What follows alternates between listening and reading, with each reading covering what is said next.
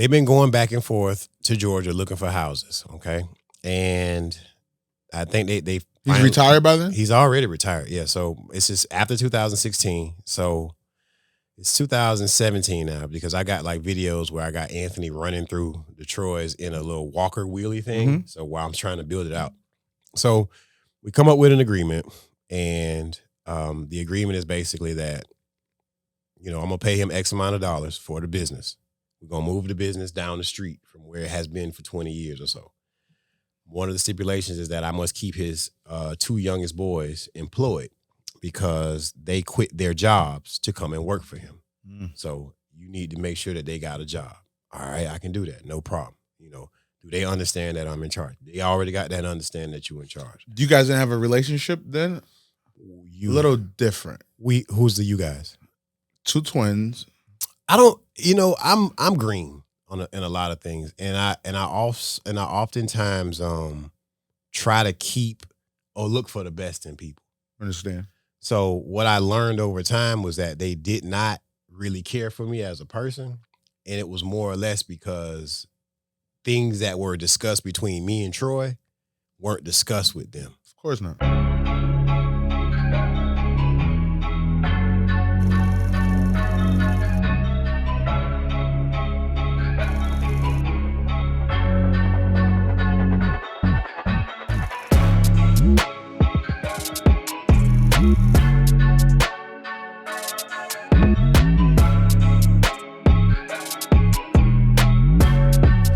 So my goal, I want to first introduce you, Anthony Barber. Any middle name you want me to make sure, or you want to keep that sacred? Well, Anthony T. Barber, I knew there was like a little trick name. That's what the C stand for? Trick name? No, let me stop. I want to, the people that don't know you, Anthony T. Barber, the owner, partner, whatever is of Troy's Barbecue. Troy's Barbecue, yeah. Troy's Barbecue. I want to get into a couple things, man. We're going to start this conversation. And this conversation is super simple, man. My goal for all this on creating this platform is to really connect people, educate people, inspire people that's in the process of building something. That's what's up. It doesn't always have to be business. I think a lot of people go through different trials and error in life and they stop or they don't know how to get to the next level. And I think guys like us, women, different people that have been through the process, how they really get to the next level. Mm-hmm. That's the main reason of doing all this, man. Gotcha. So it's like in a way, it's a blueprint for somebody else. Very you hit it right. I'm gonna use that one. Okay. So my next interview, I'm saying, it's a blueprint about your process in life. So yeah. I want to start from the beginning though. Born and raised where? Born and raised in Boynton Beach. Boynton Beach. Boynton Beach. They talk a lot of trash about you guys in Boynton Beach. They're not familiar with how wonderful and awesome Boynton is. Of course. That's what that is. Of course. So born and raised in Boynton Beach. Mom and dad? My dad is from West Palm Beach, Zedric Barber, police officer, retired from the school board as a teacher as well. And my mother, Linda Davis, she now lives in Savannah. Savannah. She got up out of Boynton. Oh yeah, well, my mother moved to Savannah in 2017, I think. It was kind of something she said she always wanted to live in Georgia, but it was part of her grieving process as well. Like my grandmother passed in 2016, and I observed early on, like I didn't point it out to her, but I observed like really quickly, like my mom had a hard time like riding past my grandmother's house and. That's all real. Of those things like that. I mean, they were really, really close. I was really, really close to my grandmother, but I think at the same time, one of the things that I've tried to share with other people who've lost loved ones really close to them is that when you really, really love someone, you don't want to, it's selfish of you to want them to stay while they suffer for your own personal gain. Right. That's wild. I released my grandmother back to God about a week and a half to 2 weeks before she passed away because I knew we were there, and there was no point in me trying to pray this off because the quality of life, even if prayed off, was none. So it was, God, this is what you're trying to do. I accept that I've done all I could do. I've been a good grandson. I've done all I could do. I gave my grandmother her flowers while she could smell them. So I was at peace with it. And my mother was too, but it's still the pain of loss. So she booked it to Georgia, her and my stepfather, Troy. They live there in Savannah. They're both retired. They both chill. I hooked my step pops up with like a cool grill. Give him something to do, basically. Yeah, basically gave him something to do. You know, so he's what you just did. He's out hustling up every now and then. So he's got like this super dope grill, man. It cost me a little piece of coin, but it was a Father's Day gift I got for him. It's got a roof and a deep fryer on it and a sink and warming tables. Yeah, he's locked and loaded. Yeah, now. So every time he pulls up, people are like, man, that's a nice grill, man. Like, he gets to talk about his grill, man. Talk about his grill every time. So, but you said something that, so your mom, did she speak with you about this, or you just kept on looking? You just noticed it? No, me and my mother have never really had a conversation about how she dealt with it. Because sometimes you have to, as an adult, one thing as an adult you realize about your parents is that they're human. When you're a kid, like you have no clue. You have no clue that they have they have struggles, and that they're people. But when you get older, you realize that your parents are just people too. Right. They're just people that's trying to guide you and mold you, so you naturally think that they have all the answers when essentially they don't. They just doing what they can do, doing the best they can do. So how was it growing up in Boyer? Like, what was the? Man, it was dope, bro. Like, I was a nerd, man. Nerds are cool. Yeah, so I was a nerd. I didn't fit in well. It was nerd or quirky. There's a difference. Probably both, man. Because honestly, you really went through some things. Yeah, man. Because I went to a school that was like 7 miles from my neighborhood, right? Okay. So I'm living in one side of the world, and then I'm going to school on the other side where none of the kids except for 2 or 3 look like me. So my words were different. The way I pronounce words were different. And then when I would come back on the other side, that was different. I just didn't fit in. So you were never too street for one side, never too whatever for the other side. Yeah. So that's a real thing. And then I was they turned, this is when the district started turning schools into magnet schools. So they turned the school on was it a public school? Was it a private school? Yeah. So I was going to I was going to Crystal Lakes, and that was West Boynton, but I was living East Boynton. So then they turned the elementary school in East Boynton to a magnet school. And now all the kids from West Boynton are now go to East Boynton. Seems like that's what even happened with the housing. That happens with everything. Yeah, from East to West. For whatever reason. But now I'm at this school, and then there are kids there because you can't kick the kids out that were already there. Right. So now I'm trying to fit in with, I have no idea which group am I supposed to be with here. And so you're going through an identity crisis in so many words. In a way it was, because I would get in trouble every day. But there's another piece. So when you got home, none of that mattered. When I got home, I was cool, man, because I would go, my mom would get off at like 5. Everybody's mom got off at 5. Mm-hmm. So about 5:25, 5:30, you look out the window, and my mom be pulling up in the yard. But I would be with my grandmother. Right. So that's like every day from preschool to probably about 5th grade. Yeah, then I went to middle school, and I was like, they call them key lock kids or lock key kids. Yeah. Definitely. So I definitely know them. You can't do that with these kids now. These kids are different. They 100%. They get lost. But keys, their cell, their alive, they get lost. You're absolutely correct. That is right. Like when I was teaching, I had 6th graders, and I asked them, how do you get back to your house from here? And all of them said the same thing. I don't know. My mom or dad just drives us. 100%. And I said, so you don't know your address? No clue. No clue. So that's crazy you saying that, because every time I'm in Brooklyn, and if I take somebody with me, I say around 2-3 o'clock, we're just gonna sit outside. They're like, for what? Watch this little girl. She's about 6, 7. She's gonna walk this whole block home with savages all around her. You can't bring her to some little kid. Mom take care of him in downtown West Palm. She'll eat him up alive. He's in trouble because she's already learning survival skills from just going from this neighborhood to this neighborhood at 7 in the middle of Brooklyn, New York. Right. And that's that teaching children survival is an underrated task or underrated responsibility of a lot of parents. Many parents at this point kind of feel like, because I have achieved more and earned more, I should keep my children away the dynamic. So, like, for example, for summer camp, with Anthony's mother, I begged and pleaded for him to go to summer camp in your community, in East Boynton. Right. And no, he doesn't need to that. He doesn't need that. He doesn't need that. And in my mind, I'm like, it wouldn't be bad for him to get a little salt. And He knows. pepper. He knows the west side, but he knows his other side. He just needs to figure out that there's some other people over here. So you said something that I think that was so key. Like, so growing up, you believe your parents trained you or they raised you to be able to be self-sufficient? Oh yeah, my dad was heavy on that, man. My dad, I know you have a stepfather. You're still with your. I'm talking about my dad. Your dad, my okay. biological father. My dad would, during the summer times, we would have man training. And we would have man training. And what it would be This is definitely going to be a thing for me. I love that. Yeah, we would have man training. And what it would be is we would go up for a week or two and we would learn how to wash clothes, wash dishes, how to iron. And we would work out all summer and we would go jogging with my dad and all this. And I got 2 other brothers. And older or young? Well, one brother is 4 months older than me.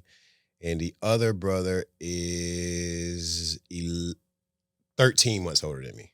I love your father. Yeah. It was 80s, as he says, man, 80s was good, man. 80s was good to him. The 80s was good to me, man. Yeah. 80s was good So to him. nonetheless, but it would be the 3 of us and we'd have uniforms almost. He pledged us. That's deep. He pledged us. He pledged us how way back. That's deep. I love it. Because this now the story that's crazy for me. The reason like people don't even think what's in my mind. Now I'm understanding how your process work. How you're able to keep on going and create other opportunities. It started early. Yeah, I mean, but from man training. From man training. I mean, we were lifting 135 pounds on the bench in middle school. Like we were Whoa. He was dead serious. About it. I mean, because I'm sitting here thinking right now, right? Honestly, this week, how to teach my son how to tie his shoes. What's the best method I can use? I've been through that process. Shoes, right? And I remember that my dad sat down with me and one of my other brothers over a weekend. Said, y'all gonna tie y'all shoes or it's gonna be some smoke. And he had a little harder time than I did. Man, I was tying my shoes in an hour. I was tying everybody else's shoes in an hour because I didn't want that smoke. So for me, I've been through the process. So my ex-wife's son, I remember teaching him how to tie his shoes. Mm-hmm. And that process was so painful for even her to even deal with. Because he's crying the whole time about him learning how to tie his shoes. But mom tied his shoes. I can never forget. She used to wash his sneakers every Saturday. Like, she had to take care of him. It was her baby. And I'm like, wait, he's at the age now, he's 6, 7. He needs to go to man school. He needs some man training. He knows to go to man school. So when I stepped in his life, I remember we stayed in the office, me and him. I locked the door. Me and you were going to figure this out until you're done. Cried the whole time. But the thing is, the level of pride and courage he gained after he was done, after we left the room, now we passed one chapter of man school. Yeah. Of tying your shoes. It's a thing that it was definitely at the time I was pissed off about it because I bet. I'm the youngest of all of my father's children. So I'm like, yo, I'm not really with this action, man. Plus, I hang out on the west side with right. We don't really have we don't have this. We don't have in my life. Dad, what is wrong with you? Dad, what is wrong with you? You are crazy. You are a maniac. And I there's not a lesson that my dad attempted to teach me that I don't have a gratefulness for at this point in my life. So I mean, there are things that. You get things from your parents that are good. You get things from your parents that are essentially not necessarily good, and you decipher between the two of them what's going to work for you and what's not. Right. And I think for me, my stepmother, we went through man training from my stepmother. She actually taught us how to wash and clean clothes early. So when I was 8, 9, we're fully equipped. How to wash clothes, put clothes. We definitely were latchkey kids. I mean, so to point of reference, my dad made sure that every day when I was I ended up living with my dad in high school, and every day was essentially like a learning day in some capacity because if you miss a school bus, the first day, now my dad was Riviera Beach police officer, right? So I went to Suncoast. So Suncoast is across the street from the police station at this point. I think it still is. I don't know if they moved it yet. Down. And we were living at Lone Pine, and right across from the Rapids. Right. So I missed the bus, and he says, "All right, man, next time you miss the bus, you're gonna walk." Yeah, man, they're gonna make me walk. Yeah, there's no way he's gonna do that. From Military all the way to why would he do that? Street? No way. So I missed the bus. Hey, Dad, missed the bus. All right, man, give me a second. All right, I'm sitting on the couch. By the time you get walking, ain't it? Huh? He looked at his watch. He looked at his watch. He said, look, man, I'm going to go ahead and brush my teeth. Figure it out. And if I come back out here and you still out here, it's going to be some smoke. I promise you. My father did the same thing to us. But it makes you better. And when we had snow, though. Oh. My father told us, I'm telling you missed the bus. Bro, it was just as hot. I mean, you walking in the heat. Yeah, you're right. And he literally, it happened, I think he gave us 2 chances. I'm going to bring you to school one time. Mm-hmm. I think it was like in 7th, 8th grade. I missed you got to catch that school bus. Probably, let's say my school was probably going down to Lake Worth from here. Oh, okay. We have to jump on 2 different buses and you got to figure it out. Got to work it out. But the crazy thing is nobody taught me how to take the bus. Okay. You had to figure it out. That's the same thing that happened with me in the bus. I used to ride the tri-rail in middle school from Boynton to the School of the Arts. Okay. Was 45th Street North Shore. And I rode the tri-rail there every day. Now, at one point in time, this is funny, I would call my grandmother. It was just around the block to come over to the Boynton tri-rail station to pick me up. And she'd just take me home. So cheat code was grandma. Yeah, she'd come pick you up from the tri-rail station. Yeah. So you have to figure that out. Or my stepdad would pick me up if I got home early enough. But if you want to ride the activity bus and stay after school and do all this other stuff, now you're on your own. So one night I call my grandmother. She comes to pick me up. It's pitch black. There's a median in the road. She turns down the wrong way on the median. I'm like, whoa, you going the wrong way? She was 75 at this point. Never forget. I said, it's okay. You don't have to take me home. Grandma. Thanks for your services. You go to your house, and I just walk from your house. I got it from here. And at that point. You know, that's crazy how parents back in the days, like we're that old now, but how no one taught us how to do anything. It was do. But now I've met several parents that told me, well, how am I going to let him catch the bus? He's never been trained how to catch the bus. I'm looking like, man, I don't think I was trained for anything. It was just like, do, or look at what I'm doing, or look at TV, figure it out. Figure it out. But there are more, the dangers that the children face now as far as predators and all these other things, they were there when we were kids. Just exposed differently. But they're just more exposed now. So there's a greater fear amongst parents. Like my neighborhood that I live in, I consider it to be pretty safe. But even I'll stand in the garage and Anthony will be on the sidewalk on his scooter and I'm peeking and looking because absolutely, I just don't know. Because the media controls a lot of that. So the fear that it's true, it's reality. Right. It's a reality. But now there's exposure and now you see what's actually going on. But I want to talk about the adjusting for you from the stepfather, like that change in your life.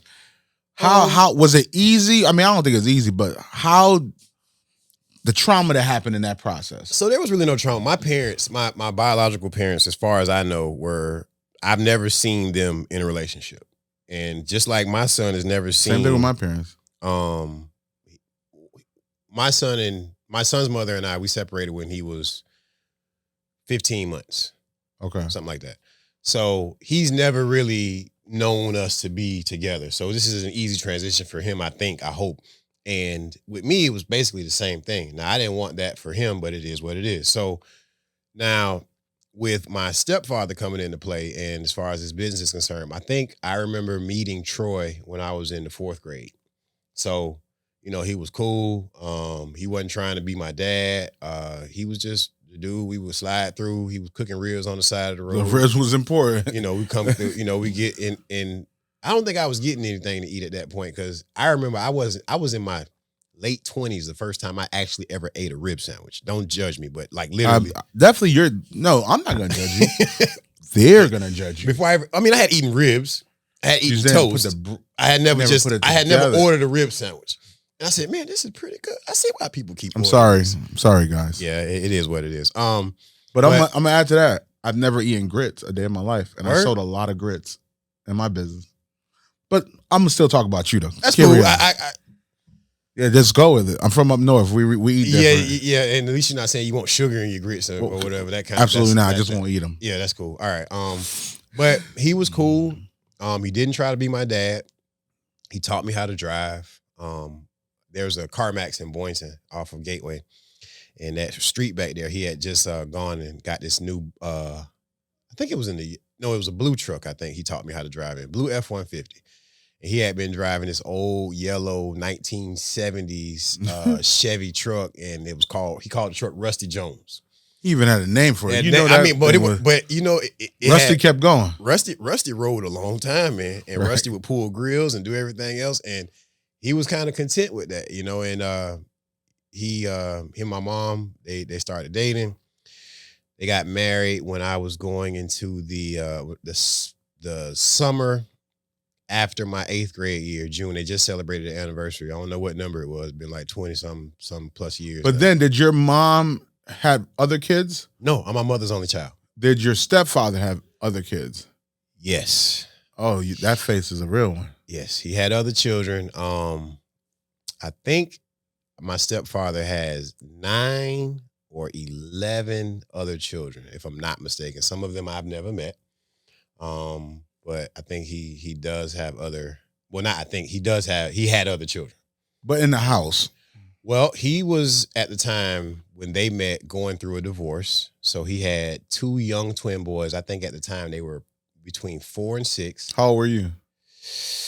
I was in the 4th grade, so 9, 10? Somewhere in that range, yeah. And then he had a son that's like 1 year younger than me.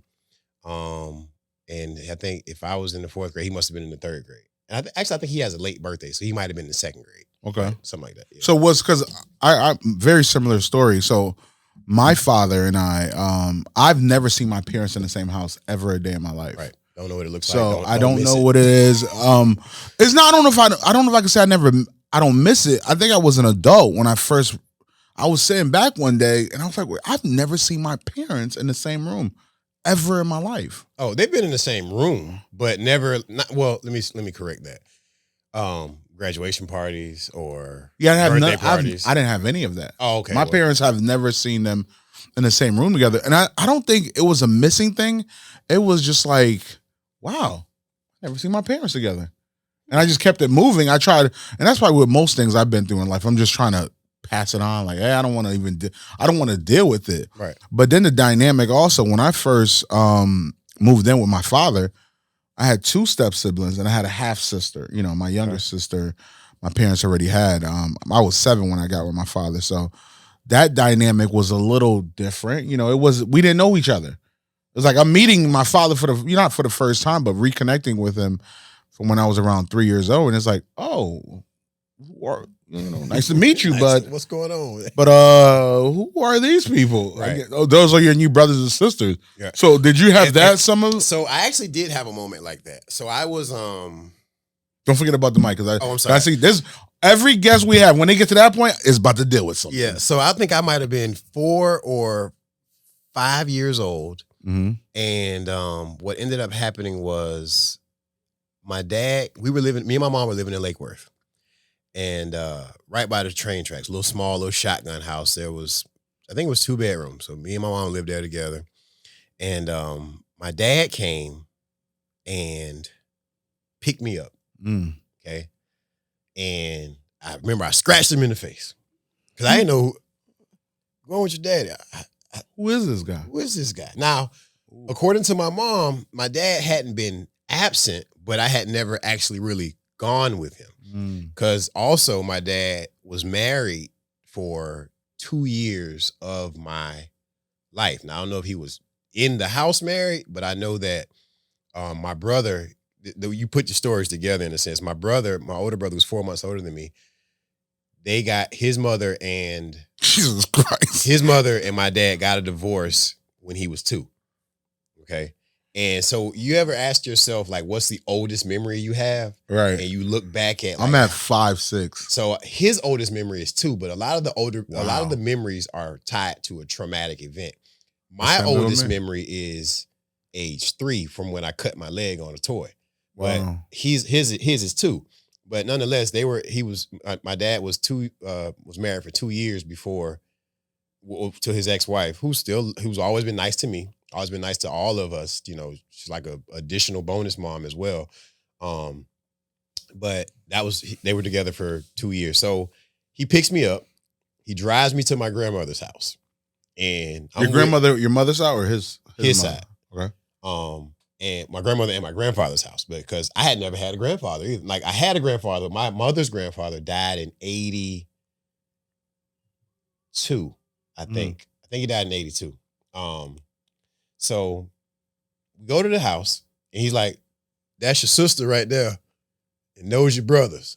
And I'm, Not the first time. but they were on photos. They weren't there. They were on photos, and I was like, "I got a sister and two brothers." Oh, nice to meet you. Nice guys. to meet y'all on these photos. And then I don't remember the day that I met them. That was the key thing you just said. I thought I heard that, but I was trying to. Yeah, they were just photos. Photos. Oh. Ironically, guess what? There was a photo of me. You made the cut. I was also there on the photo in at the house, but I had never been there. I mean, this is, I'm this tall. This is a big house because remember I told you, me and my mom, we stayed in a little shotgun spot, and my grandparents' house had over in the Westward, 2-car garage, big pool table, Rottweiler outside. Big fan. Pretty nice. You got the room. In Boynton also in West Palm. In West Palm. Okay, yeah, Westwood, yeah. In the sunken living room floor. Oh, yeah, big time. Fish tank in the wall. And then it's a guy and some police stuff all in there. There's a guy. You wonder who this guy is, huh? My grandfather's the police? Who knew? All this time. All this time, So it was that was my, that's when I met or got to know that I had other people, other family, didn't know they existed, Was your mom sheltering you from covering I can't say that's what it was. But you know what? I'm going to say no, because my dad is very vocal about when people wouldn't let him see his children, and when he speaks to us as adults. So he's never said that. That your mom. Yeah, but my mom kept me from him. So he's never said that to me before. So I think that he said some other things, but he's never said that. So if that were the case, I think I would know that. So in the household now, let's say the separation happened. Now your mother is now dating the guy that makes the ribs. Mm-hmm. Mr. Troy. Mr. Troy. Yeah. So now how you guys are living in the same home right away? Or no, so Troy had his own house. His ex-wife went that way with those 3 kids they had together, and he would see them when they would come to his house and stay certain nights or whatever, and so on and so forth. So so you and your mom was in your house? Yeah, me and my mom were in an apartment right next to the Palace skating rink. Okay. Palace, which one is that? Lantana Road. Lantana, yes. Okay, It's closed down now. It's a furniture store, but we used to live right next to there. That was a cool spot too. So we living there. Troy's visiting us, whatever, and then they're dating, and then they get married. They get married in the 8th grade. He opens Troy's barbecue officially in 1996. You guys still wasn't living together? Mm-mm. They were still just dating or whatever. So in 1996. He opened the Troy's Barbecue, which was at 1017 North Federal Highway. So man remembers that. I was one of the first employees. I used to work the cash register in the 6th grade every day after summer camp. Wow. And this is where the difference in children of then and the children of now. Now I think I'm pretty bright personally, but I was working the cash register, fixing drinks, scooping potato salad, taking orders for a busy operation at that time. Wow. Because he was, a rib sandwich at that time was $6. $5.88. If I'm not $5.38, $5.88. That's how much a rib sandwich was. Okay. But you were selling so many rib sandwiches at that point that it was busy all the time. Wow. And my greatest moment there, was there a lot of things in the menu though, or was very it's basically the same menu as it is right now, except that beef brisket and beef brisket. Everything else is the same. I mean, actually, there's less on the menu now than there was then. When he opened initially, he had black eyed peas. So now, was it just him going in there? He took the chance. So it was he went in there on his own with his own money. And was he ever that was his thing from the beginning? Entrepreneurship, doing this. No, he was actually working for the city of Boynton Beach as a supervisor with the Waste and Refuse Division. So he was a supervisor, and this used to get him in trouble all the time. He'd have the city truck parked in front of the building, and can't hide that, and be cooking ribs while he's supposed to be checking on making sure the people working for him are doing what they're supposed to do and all kinds. But he's making sure the people are working for him are doing what they're supposed to do. I remember it was this one guy that was riding him heavy. I think he wasn't his supervisor, but he was they were on the same plane. Mm-hmm. And sometimes, see, Troy was different than my dad. Troy is different than my dad. Well, at least with me. I can't say how he is with his own kids, but like Troy would take me to school. Troy would take me to the tri-rail station every morning, like clockwork. And not only would he do that, if I asked him, "Can you get me Dunkin' Donuts?" And that's probably why my son asked me for Dunkin' Donuts every morning. I may as well just start. I never considered it to just now, but that's what normally what happens here. Every morning I would get a donut, something to drink, and $2. It's something crazy. That's something significant about a donut. So my stepson, on the way, this is crazy. We morning. Stop at Dunkin' Donuts. Like, it's crazy to me right now. Like, when we were driving, just Dunkin'. And then now my new relationship, her child, we have a donut connection also. Well, see, right when I leave my house. Now I'm getting creeped out about this donut thing. Well, no, when I leave my house, every morning we ride by Dunkin' Donuts. Now, what I'm thinking in my mind is that's too much sugar for a 5-year-old. Right. So, no, they ready for that. So I give them maybe once or twice a week. We get the Dunkin' Donuts. So we ain't doing it every day. I just make up a reason. Oh, no, man, no donuts for you today, man. We too late. He don't know what time it is anyway. So whatever. Right. So, but every morning, Troy would pick me up.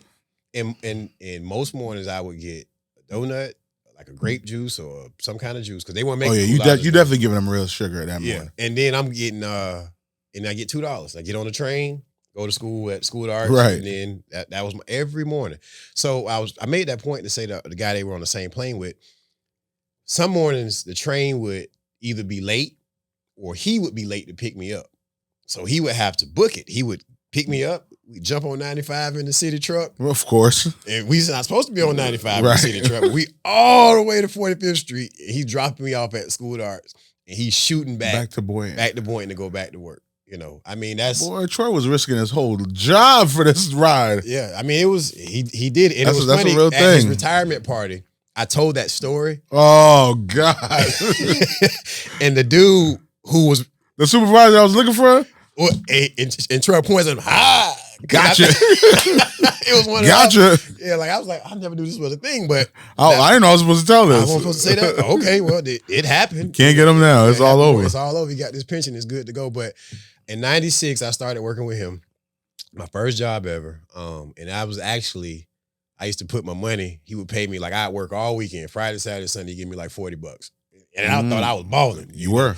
I was. So I remember I saved all of my money all summer. Wow. My mom took me down to Sawgrass, and she said, what you want to get?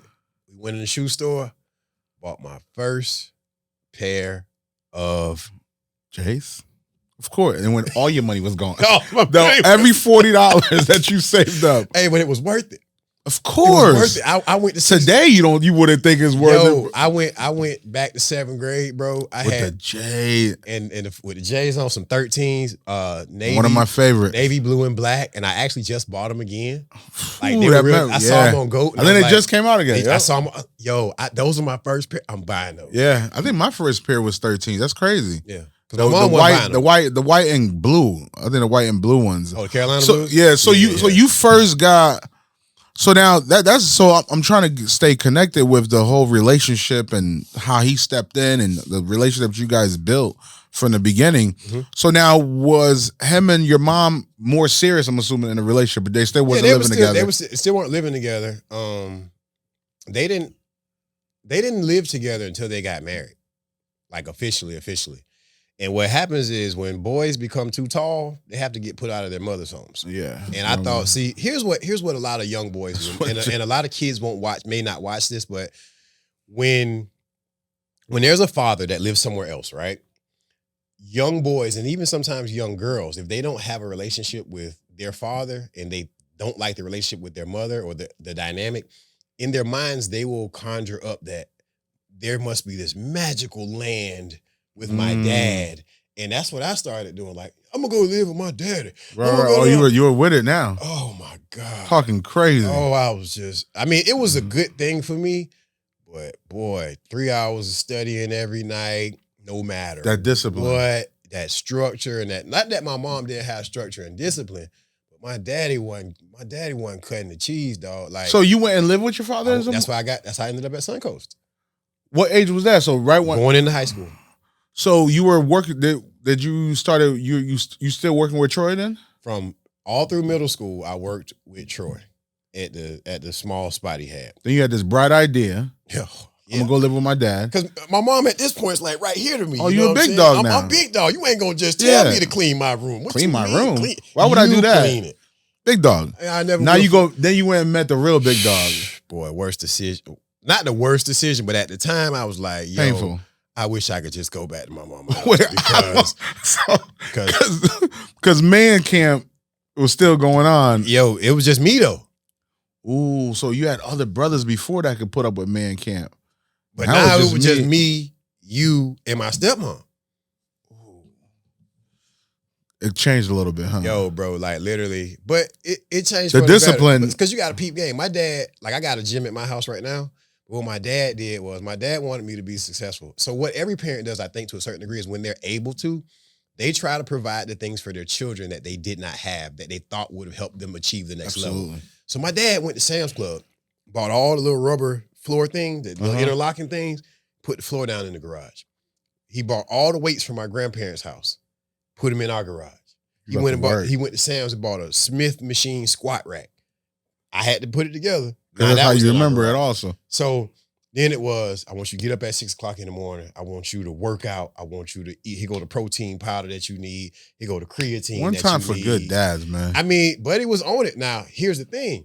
I'm 9th, 10th grade. I can give two damns about any of this. That has nothing to do with you. I don't, what? Work out? What do you do? What are you talking to me about? Nah, bro, I'm trying to do other things. Girls at this school. And one thing my daddy told me that he told us early, did not forget, and it was absolutely, positively true. It still remains the same. He said, my dad went to Morehouse. He says, man, you worry about these girls around here, man. You gonna go to college and you gonna want to come back and throw rocks at these girls. And boy, if he wasn't, it was the most absolute true thing I had ever heard because. Wait, did you want to throw rocks at them? I ain't want to throw rocks at them, but when you get to the highest of 7 hills and you look to your left and it's a girl over there with a curl, and you look to your right, there's a girl over there with some braids, and you just. You ain't set me up. I don't know what you're talking about, Bonner. But at that point, it's a little different. But he was right. And it basically his point was, don't worry about that. That's going to come with time.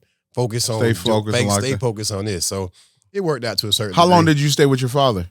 All through high school. All through high school. Yeah. But were you still working with Troy? No, at that point I started working for after hours formal wear at the Gardens Mall.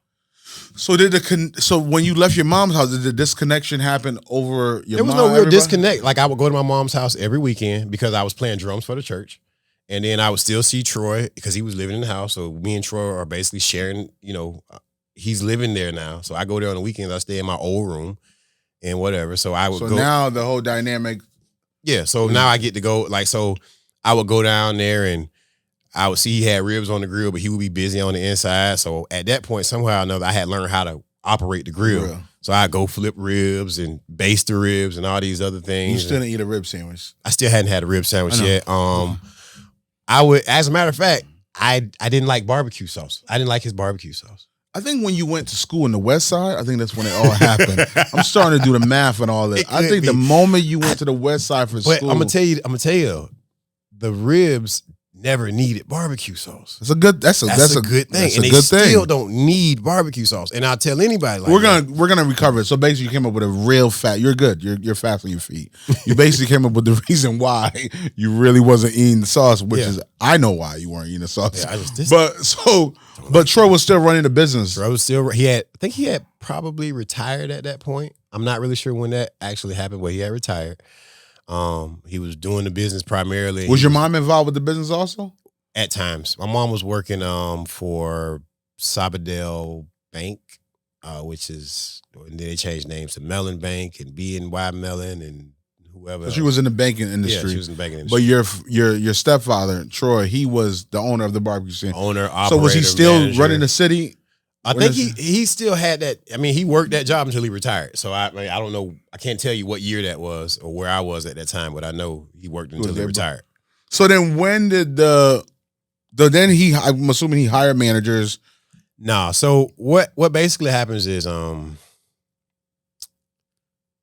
My stepfather, who I love dearly, was not someone who had the best business acumen about how to scale his business.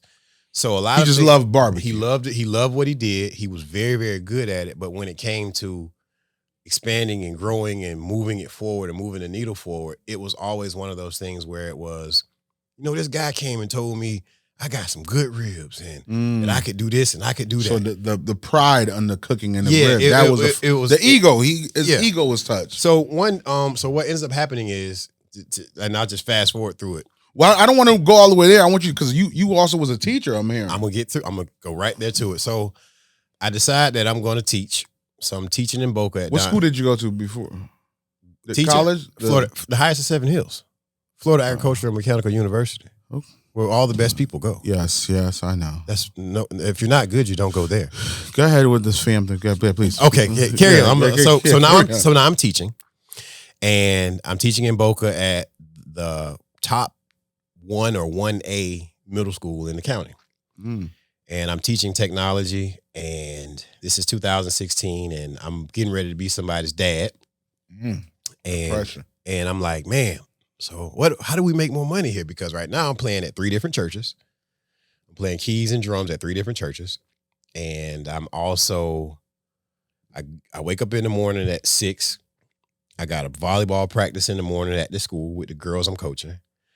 I'm teaching 6 periods all day. I'm now being asked if I want to be department chair. I have a technology club. I have an intramural club for volleyball.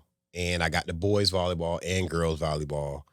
And it was something else. Oh, I was also trying to repair iPads. So basically, I'm super dad, super coach. I'm not a dad yet. Remember, he's baking. Superman, because you already got training. I got the man training. You got the man training, so you're able to take all this. So at this point, like, I'm getting off work every day, bloodshot red eyes, and going to somebody's church and sitting through a rehearsal and doing this and doing that and just trying to like make sure that we have enough. And then it was at this point where I said, like, yo, I'm not gonna be able to give this human who hasn't shown up here yet what I think he deserves living this way. But before you got there, why were you doing all this? Why was I teaching? Why were you doing all the things? You were in the churches. Because like, yo, that's a check, bro. Like, the church was like, at the 3 churches, I was probably getting $900 a week. Plus, so you were focusing on the dollar. You were hustling at that point. Yo, bro, like, at this point, the way things look, I might have to go find me a church to help pay for gas, That might be. It's rough. So, no, I mean, I was doing the church situation. Like, I love God, still, but I had a passion for it, and it paid well at the time, and the economy was vastly different. So what I decided, we were living in Seabourn Cove, which is Walmart, Boynton, South, North Delray, and we were living in Seabourn Cove, and I had a grandmother was sick. Actually, my grandmother had died by this point, or getting sick. She was sick, and I had rode by this truck, white bread truck, and I was like, man, I should start a food truck. Just out of the blue. I should start a food truck.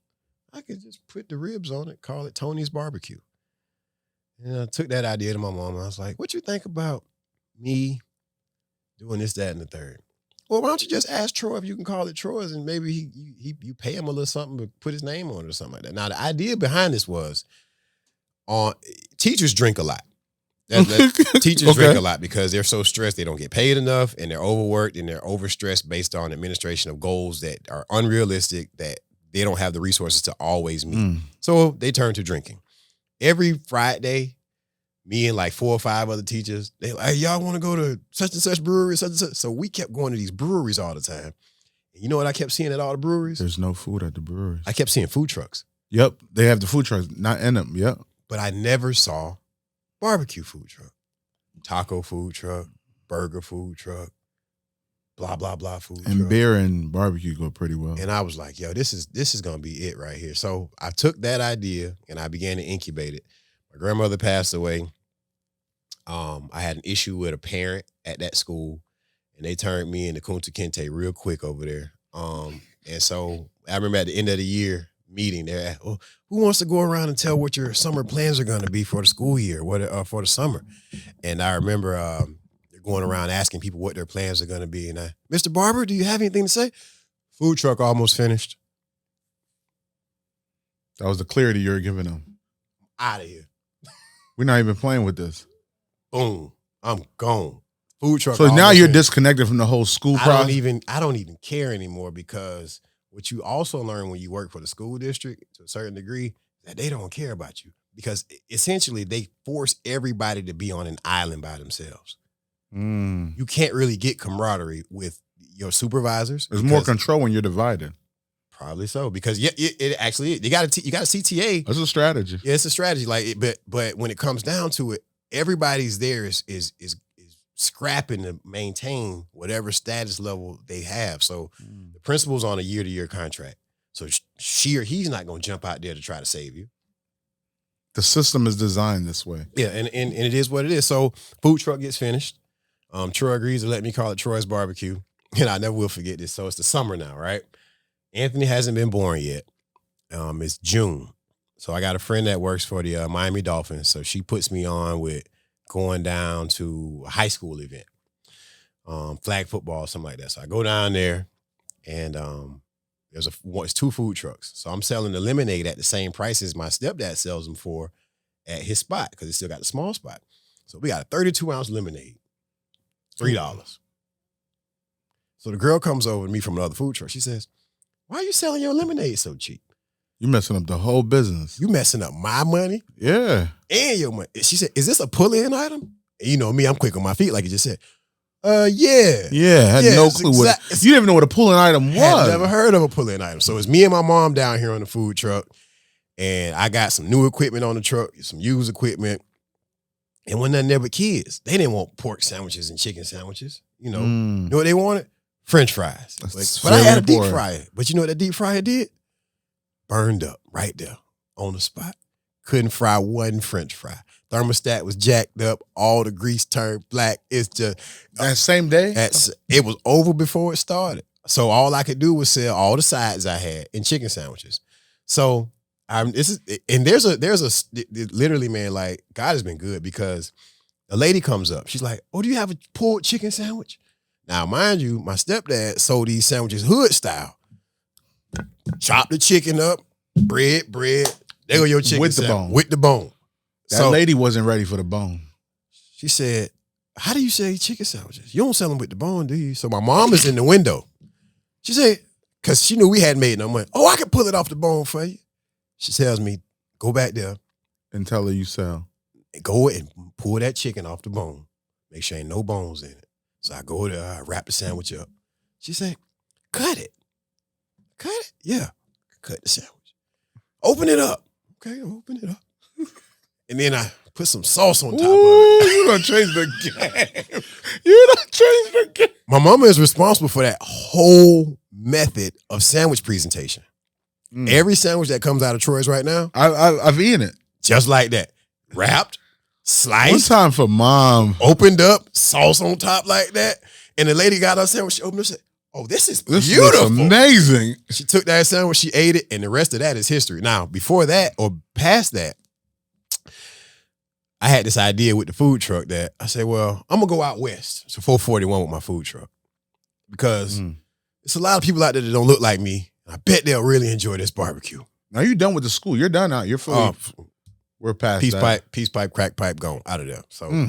So we get out to 441. I done got the grill out there. I borrowed my uncle's grill. I pulled the grill out there on the back of my food truck. I done spent money for the welder. He done put a hitch on the back. I'm ready to roll. I'm riding. I got the food truck. My mama riding with me. We going down Boynton Beach Boulevard, headed west to 441. So I done found a spot. First day we go out there, we got no action. None. So I'm going to go back and try it again. I ain't ready to quit yet. So we go back down there. Hustling. I said, I'm going to order a flag off Amazon. I put a flag out there, barbecue, just flapping and flapping and flapping. Finally, a van pull out. 5 Oyes jump out. Ooh. You have tacos? No. Clearly the sign said barbecue. Oh, we thought you had tacos. Clearly you're supposed to have barbecue tacos. So we don't have no tacos, right? So gotta get on that feet. This lady, Miss Mary DeGraffenwright, Wright, works for the city of Boynton. Sweet lady. She comes and people had now seen the truck parked at Troy's spot. Troy just not operating. I'm just parking it there. And then I go to the spot, park it there. So we having the 4th of July thing, and we want y'all to come out and bring your food truck. So now me and my stepdad strike up an agreement about what's gonna happen with the whole process, how you guys gonna get it done. Yeah, so okay, it's my truck. I built it now, but we'll split this, that, and the third. So we go out there. So before that, this other lady comes by who works for the fire department. Her name is Kathy Klein. And Kathy Klein comes over and she says she needs to inspect the food truck before it goes to the city's event. She says, how's it been going with the food truck? I told her the same thing about the people in the tacos and this, that, and the third. And you know what she tells me? Why don't you go over here to the breweries? And I said, I remember that. I remember those breweries. She says, we've got Copper Point and Due South. And and I think there were only 2 over there at the time. And then I said, you know what? That's a great hustle. So I went over there. Due South is in Delray? That's Saltwater. So okay. So Due South was there. Now they're out. They've closed themselves down. They I think they're brewing out of Sarasota, Tampa now, or maybe somewhere else. But their beer. So I'll go over to Copper Point, and I meet this guy's name is Matthew Cox. So me and Matt's weird. Matt's from Oklahoma, but he loves barbecue. He says, "Yeah, so you sell barbecue, huh?" I say, "Yeah, man. I would like to, get on your calendar, get on your schedule." Well, I'll tell you what. Just come by and, bring me a few samples or whatever, and we'll see how it goes. So on my way back to 441, because I hadn't given up on that yet, because on my way to 441, I went by Copper Point in the truck, pulled up. Say, okay, man, what you want to sample? He says, whatever you have. Went in there, hit him up with a rib dinner, collard greens, macaroni and cheese, cornbread. Say less. Gave him about 3 of those plates. I say, all right. He said, well, these are heavy. Are all your plates like this? Yeah, they all like that. I said, okay. So he went inside, ate his food. Next thing I know, I had a Friday night. And then after work, Friday night. Listen, before the pandemic, Copper Point used to give me $1,800 on a Friday night, dog. It's a little different from the school checks, huh? Then on a Saturday night, I go to Due South. I get $1,300. Oh, you done shit. Then I go down to Saltwater on a Sunday afternoon. I get me $700. Then I go to Pompano to 26 Degrees. You hustling. I get me $500. I was working Wednesday to Sunday, and I really didn't want to work Sunday because I was still going to church. So like Wednesday to Saturday, I could hustle up $4,000 real quick. Changed everything. And then on Sunday, Monday, and Tuesday, because my son is here now, I get to be somebody's dad. I could just be home, chilling. I ain't got to do anything. So the lifestyle changed. Money changed. And so remember I told y'all, the food truck, when I saw it driving to my apartment at Seabourn Cove. Then the building that Troy's is in Boynton now, I saw that leaving my apartment. That's on just the same street. And it was a Miami Subs building. And around this time, I had been working the truck for about a year, or almost a year. And I brought the idea to my stepdad. I was like, yo, this building is down here for rent. And y'all getting ready to move to Georgia. You talking about closing down the business. You asking me if I want to come down here in the hood and operate this. And that ain't really what I want to do, because I think it's limited here. The city won't let us get seats over here. The city won't let us do this. The city won't let us do that. However, I can go down there. They already got seats. It's got a drive-through. I can put a patio out front. But like, where are you getting all this information from? It's just in my head, dog. But you started with Troy, 16, or 8th grade, 6th grade. Oh, wait.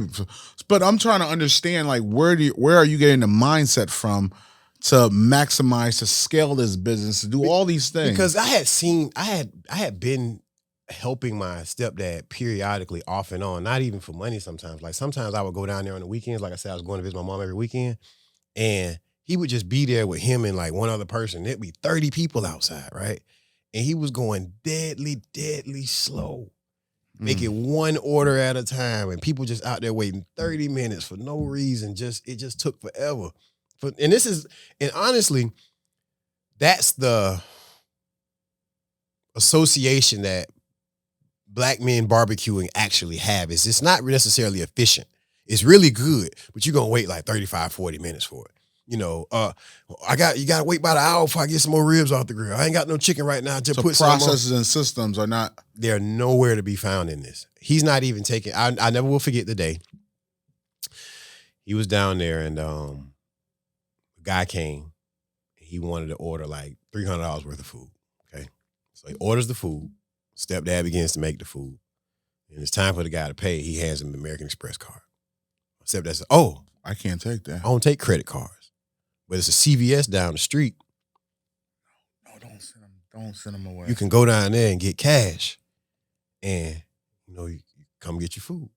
Man never came back. Food sat there, just sat there, and then he ended up giving it to some homeless folks, which is still a blessing in itself. But lack of systems. So at that point, is when I brought in a Square POS terminal for him, and I had a visual page turn book. This is how you start the register, stop the register. I had arrows drawn on it, laminated it, did all that. Were you already working on that system in your truck? No, I didn't have a truck at this point. Oh, okay. This is before. When I started my truck, I started with a POS system. Yeah. I started with inventory countdown, everything. We're not doing it. You a student of the game, so you went and put in the work right to get to that point. So we get to so at this point, I think when I first put the POS system in, the two twins that I told you about, they were now working with him or working for him. They had quit their jobs and they're working for him. So I had to teach them as well, and they caught on really quick. So it made it more efficient, because another thing that would happen was he would lose tickets all the time. Yeah. And you got no way to find the ticket again because it's all handwritten. I remember that. So it's just, none of this makes any sense. Efficiency wasn't a thing. Efficiency didn't, you didn't understand your numbers from this May to last May. You've been doing this since 1996, but you can't tell. But his ribs was good. Ribs was good. And you know what? I got through college on them. Ribs was good. They bought houses on them. Ribs was good. They bought cars on them. Ribs was good. They went on vacations on them. Ribs was good. But had there been process and them ribs was good, there would be like 50 Troy's barbecues all over the country right now. But it wouldn't be in this capacity where you could start making all that happen. This is true. I mean, every story has a beginning, and this one is yet to be finished, still being written. But I saw where there was a shortcoming, and I saw a way that we could make this so much better. We didn't have to touch the food; we just needed to improve the process. And when I began my food truck, I began watching Marcus Lemonis like he was like I was a 20-year-old watching the Kardashians. Absolutely. I've been there. And Marcus Lemonis would always come on there. People, process, product. He helped me build Cafe Hub. A word? Just by watching. Studying. That's how I learned. Study. Because he's telling you, Marcus Lemonis would say things that like, what are your numbers? If I'm coming into your restaurant, I'm coming into your business, and you don't know your numbers, you don't have a business. Facts. And I was like, what?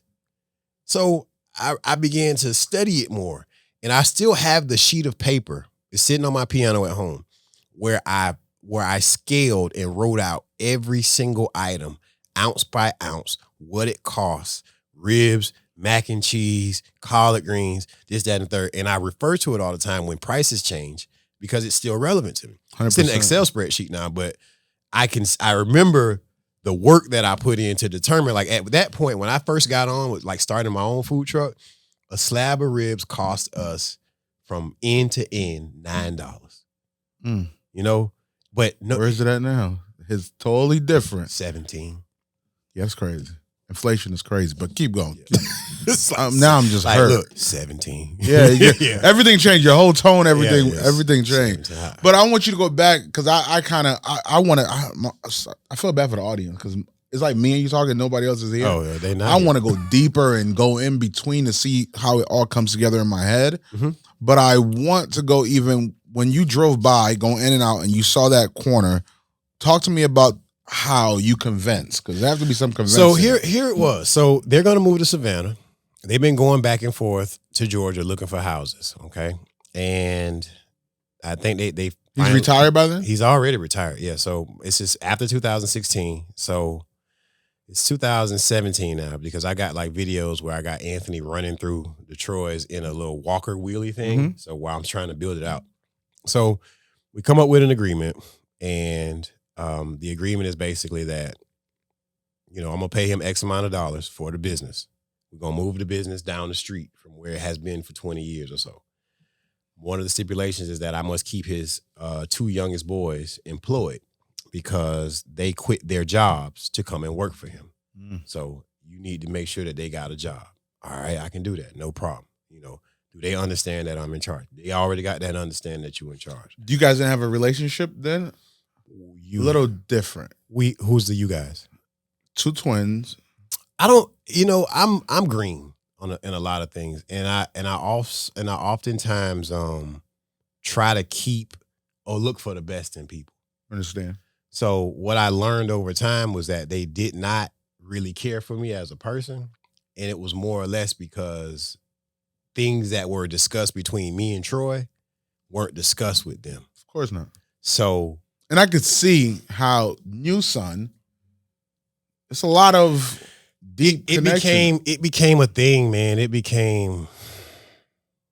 So trust me, everybody understand. It became such a struggle because one thing that I was really good at, like I can cook ribs. I cook every Tuesday now because we shorter man and that you got to train somebody. So I tell you what, we'll work this schedule. I cook ribs every Tuesday. I cook ribs and chicken every Tuesday. No big thing. And they're gonna take me but 3-4 hours. I'll be done. Put in the work. Wash the smoke off me. I'll be down the road. Okay. But they didn't understand the deal that their father and I had. And I think that there might have been potentially some underlying resentment based on the fact that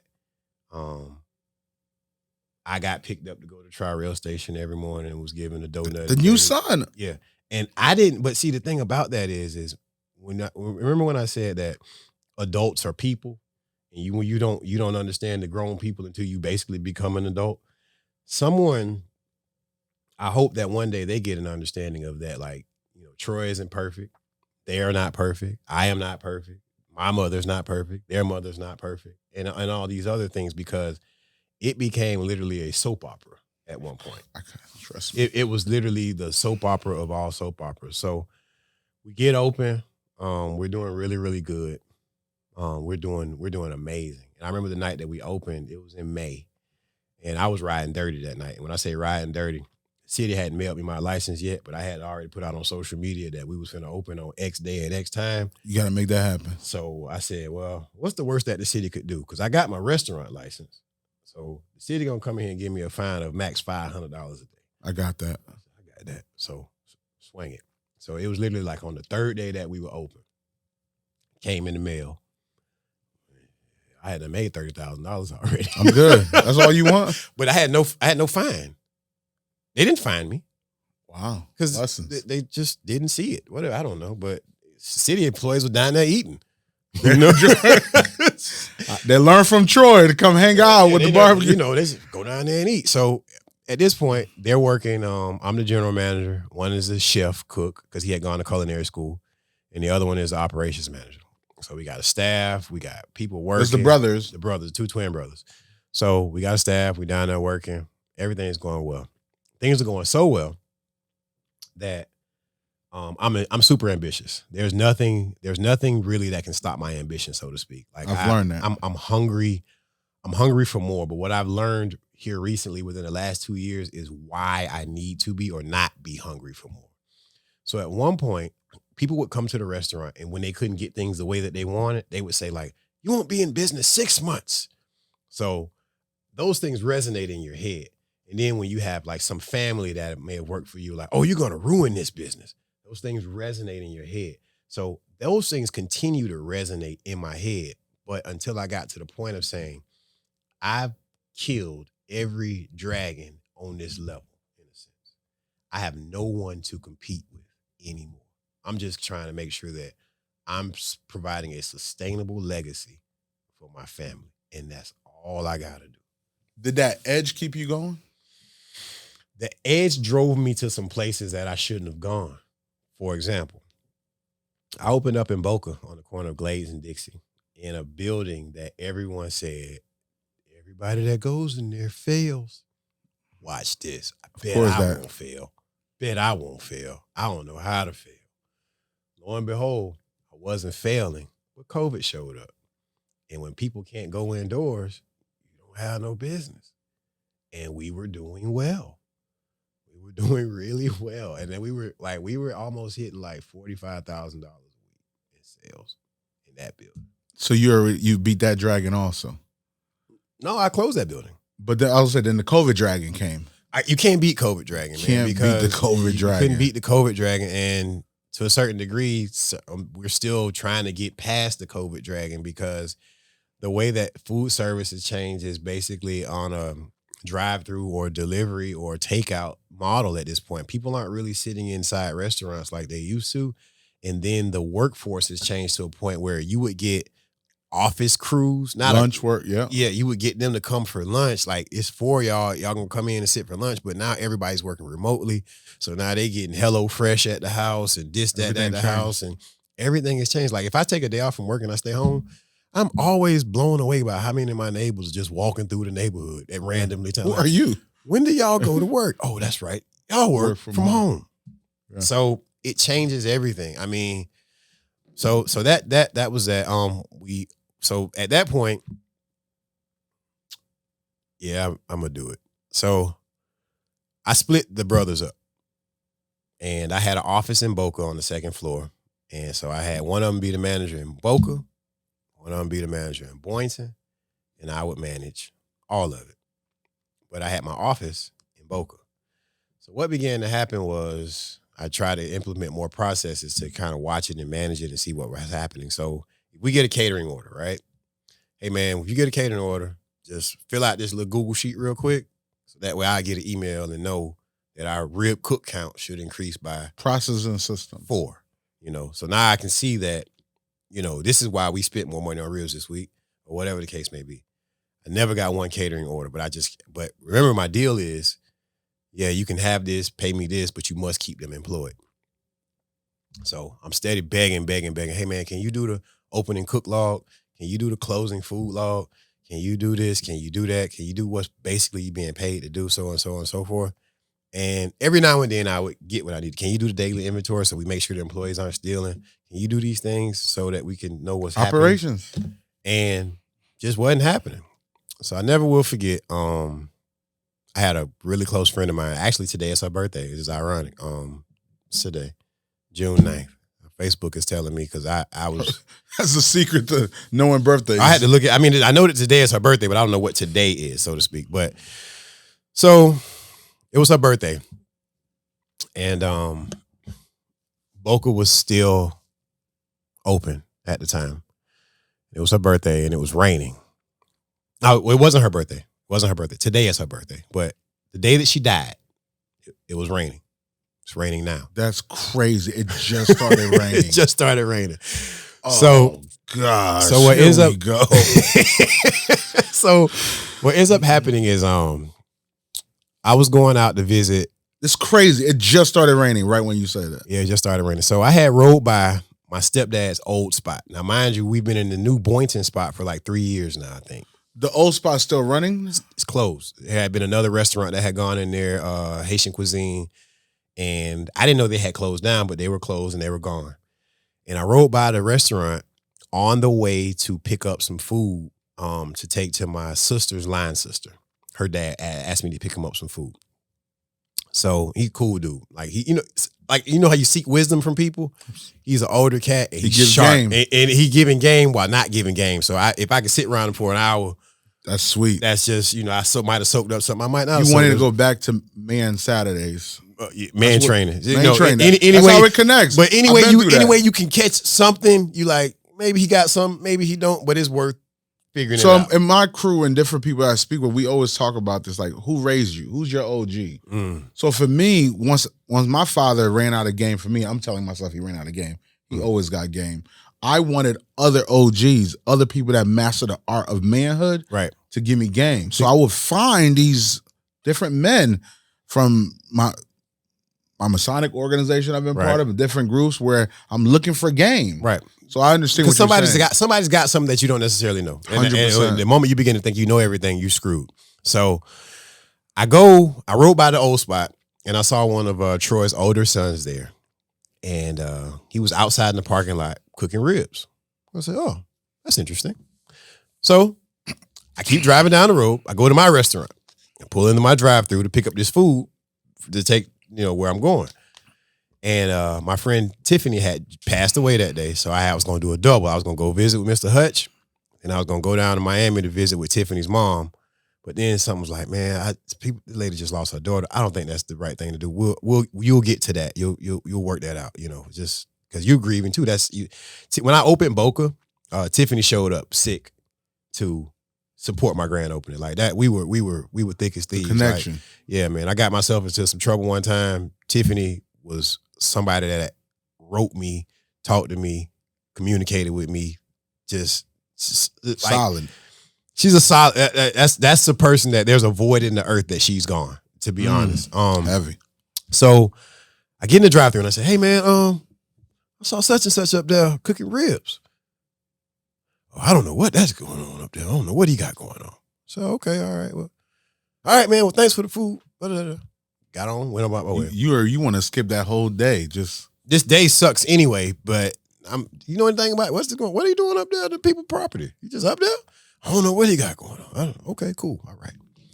So, the next Monday, my assistant calls me and she says, "I don't know what's going on, but I just rode by the old Troy's and I saw all them people up there. You need to find out what's going on." I say, "What?" "Yeah, I saw all of them up there. And I saw that lady up there that owned the building. You need to find out what's going on." Whatever. I don't care. Whatever. I really don't care. So I said, we called Savannah. "Hey, Mom, is Troy around?" "Yeah." "Okay, I just called his phone. Let me talk to him. Hey, Troy, can you look into this and tell me if such and such going on? Because I heard a rumor that, they supposed to be quitting to go do their own thing." "Oh, I know they ain't gonna quit because why would they go start their own business? They not ready for that yet." "All right, it's just what rumor I heard. Let me know what you hear." So I go pick my son up from daycare. I get back home. My mom does her usual call on FaceTime to talk to my son. And it snapped. "Oh, hey, Mom, is Troy there?" "Yeah." "Hey, Troy, did you talk to such and such?" "Yeah, I talked to him." And he said, "Okay, what did he say?" "He said he's going to talk to you." "Wait a minute. You asked them if they were quitting and or starting their own business and their response was not yes or no, but they're going to talk to me?" He said, "Yeah." He said he's going to talk to you. "All right. Hey, Mom, we're going to get off this FaceTime. I'm going to call you right back." So I call one of them up and I said, "Hey, man, Troy said you were going to talk to me. So what's going on?" "Oh, yeah, man. Like, we ain't quitting, but we going to be down there with the other brother, one of our older brothers. We just going to be helping him out." So I said, "Wait a minute, get this straight. So you're going to be a manager at one store and then you're going to go down there and help someone at another competing establishment that sells the same exact product?" "I mean, yeah, we going to still be at Troy's, but, we're going to go down there and help him." I said, I said, "All right, cool." So I left that where it was at. And the next day I went down to Boca. Now I'm speaking with the other brother. I'm sure they've had a conversation, but he comes up on his own accord to speak with me. He said, "Hey, man, I don't know where this coming from. This all just happened. You know what I'm saying? I don't know nothing about it, but we ain't quitting. I'm not quitting." I was like, "All right, cool. Well, appreciate you for telling me that." All right. So sitting there, I'm wrecking my brain. So I've been doing this a long time, dog. Like, not just restaurants, but just business. Something says, check Sunbiz. Check Sunbiz for the names. Check Sunbiz for the name. Now, mind you, we're in January. Okay. So then I see the Davis Brand LLC filing for November for that old address. I say, what? Now, this one just told me this just happened. The other one just told me they going to be with somebody else. These two things ain't lining up. It's all right, cool. But if somebody else is their brother. Somebody else is their older brother. All right, Troy's cool. sons. Troy's son. So I said, okay, let me do a little more fact finding before I jump off this mountain, because right now this look real underhanded and it don't have to be. If you want to go do your own thing, that's cool. Okay, we That's do, gonna stop their other money coming in. but we also have a non-compete agreement with every single person. So keep in mind, just ride the wave for a minute. So I go and I have a friend that worked for code enforcement. I said, hey man, they doing this selling now every Saturday or Friday. They got permits for this? And whose name is the permit under? So turns out, guess whose name the permit is under? One of the brothers that works for me. Guess whose name the insurance is under? One of the brothers that works for me. The different one? One of the twin boys. One of them have all the same name, or is both of them? Let's use Rob and Fab, like Milli Vanilli. Okay, so Rob has pulled permits for and insurance for the older brother that does not work for me to go down to this old building and sell ribs. But when I initially asked Rob, hey Rob, Rob said he don't know. I don't know nothing about it. Ain't got nothing to do with it. That's when they got slimy. And so, but the paperwork had already told me after the fact that this was that, and the third. So now I got all my information together. I say, all right, hey Troy, listen, man, you got a minute? Yeah, so here are the facts. Here's all the information. I'm gonna overnight this to you because I don't want to try to email it and you don't know it. I'm gonna overnight it to you in print form. You ain't gotta overnight nothing to me. I say, so you need to figure out what's going on because I'm getting ready to fire them because they can't be over here and over there at the same time. At some point in your mind, this shit got real uncomfortable. So I'm trying my best. I be trying my best to save the other side. I don't know why. But in your mind, do you think they felt like this is my father? Mm-hmm. This is his rib recipe. It's absolutely what they felt. And the problem was, if Troy had only, even to this moment of us having this conversation, told them what the real was, Troy's barbecue would probably be further along than it is right now. So it starts from the top. Well, so do you also believe that unity could have happened in the process if he was clear? You think? I think so because then it would have given them an opportunity to really decide and determine if they even want to do this with me, and we could have saved all of that. But I think it's super painful on their side. It is, but I believe that they wanted the business to be given to them, handed to them. So my father. It's my father. But there were so many other things. There's 10 years, 20 years. There's a lot of pain. Yeah. Just the donuts every morning. But they don't, this may be, if they watch it, this is the first time they probably ever hear about the donut, so to speak, That's even worse. They're really not going to like you about this barbecue. But I think for me, the goal for me is I'm grateful that you're able to have this conversation publicly. I hope it help another family that's going through this process. And I think it's painful for both sides. This is actually the first time I've ever said a word. I think once again, I all uncomfortable. But I think for me, I'm getting the clarity and the pain because they're not here. So what I'm thinking, that the pain that they receive from now my dad is taking care of another kid that was similar to my age. He's not hanging out with me. He's hanging out with this new kid. And we know adults, like you said, we don't know what the adults came up with in that process, their story. Mm-hmm. Their mom was, there's a lot of messiness I think that happens with adults. Now the kids are involved, but I would be angry if my new brother came in, he's holding the title of my blood father's identity. Mm-hmm. And my father didn't pass it on to me. Mm-hmm. So the whole time, I don't think it's about you per se. It's the anger between dad and... Well, I see that, but I'll challenge you to look at it from this perspective. And that may be absolutely true. But the problem is it wasn't passed to me either. Yeah, I think nobody's going to... You spoke about your process. Mm-hmm. When you said how you saw the building, you worked, you earned... You took the truck.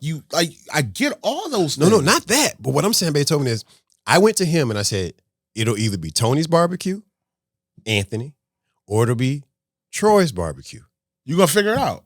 That's up to if you want to bring that business But down, the smartest thing to do, because there's a brand, right, is to go with Troy's Barbecue. Right. So he agreed to that. But there is still unfinished business with Mr. Troy and brothers and sons that now you are in the middle of it because you're ambitious. So let me give you some. So then now we smack dab in the middle of it, right? Now remember I told you I had a non-compete. So at the moment I found out they were doing that, I could have at that point called my brother, the one that's 4 months older than me, and said, "Hey man, let's enforce this non-compete because I don't want them to be my competition." Is your brother an attorney or something? Yeah, he is. Yeah. So I could have called him and said, "Hey man, let's enforce this non-compete," but I didn't. Out of sight, out of mind was my main position for them. They'll go where they're going. If they're successful, they're successful. If I fall without them, I fall, and I can wear that as is, no problems, whatever the case may be. Well, they had 1,000,001 issues getting open. Now I got a dude out on my sidewalk protesting by himself. You know how people get their phones and start yelling at him on live? That's what he was doing. Then I got everybody in the hood on Facebook Live calling me all kind of names. He not even from Boynton. He don't know nothing about Boynton. You ain't got the people started acting crazy. Yeah. So then we got that going on. Then now we got his mama is on Facebook. You guys really had a soap opera. Now we got messy on social media. They on their call. The man actually said that was on the patio that Troy gave up his business to another dude for some pussy. And my stepdad went off on him on that sidewalk. You know, our community, right? This shit got real. This shit got so. I'm so uncomfortable, but it's so real. It's so real. It happened. Like it got so messy, and it's just. So I'm gonna keep it 100. I think it goes back to what happens with a lot of stepfathers and fathers and adults before it gets to us. They have unfinished business. So the business wasn't handled. Now it trickles down to this ambitious new kid that's around. He's playing his role. He's doing his part. Then it's so messy, but the adults should have stepped in way before, but we can't go back. Can't go back. Everything's already happening. I want to be able to, I'm going to try to expedite this process because I think it's important for both one day. Maybe one day, I think I would love to one day that you guys have a real conversation online for people can see what adults look like. No matter what, you guys have something. I wouldn't be averse to trying that. I think it's a real thing. I think because it became public because it's so easy to do that. But I've been there and I've been serviced by them. They're the people's champ. So when I'm in there, I saw two. I didn't even know there were 12. I thought it was two different people, just the same person. I'm like, how the heck you came in? I didn't even connect with it. That was years ago when I was running around pre-COVID. And what I saw was like the people were connected. I guess, they're from Boynton, is their community. There's their dad's brand. One of them is actually named Troy or something like that. Or No, neither one of them are named Troy. Okay, so I just always felt that. I'm not trying to get in it because I felt there was energy. Yeah, when I spoke. But the thing was, because there's no clarity.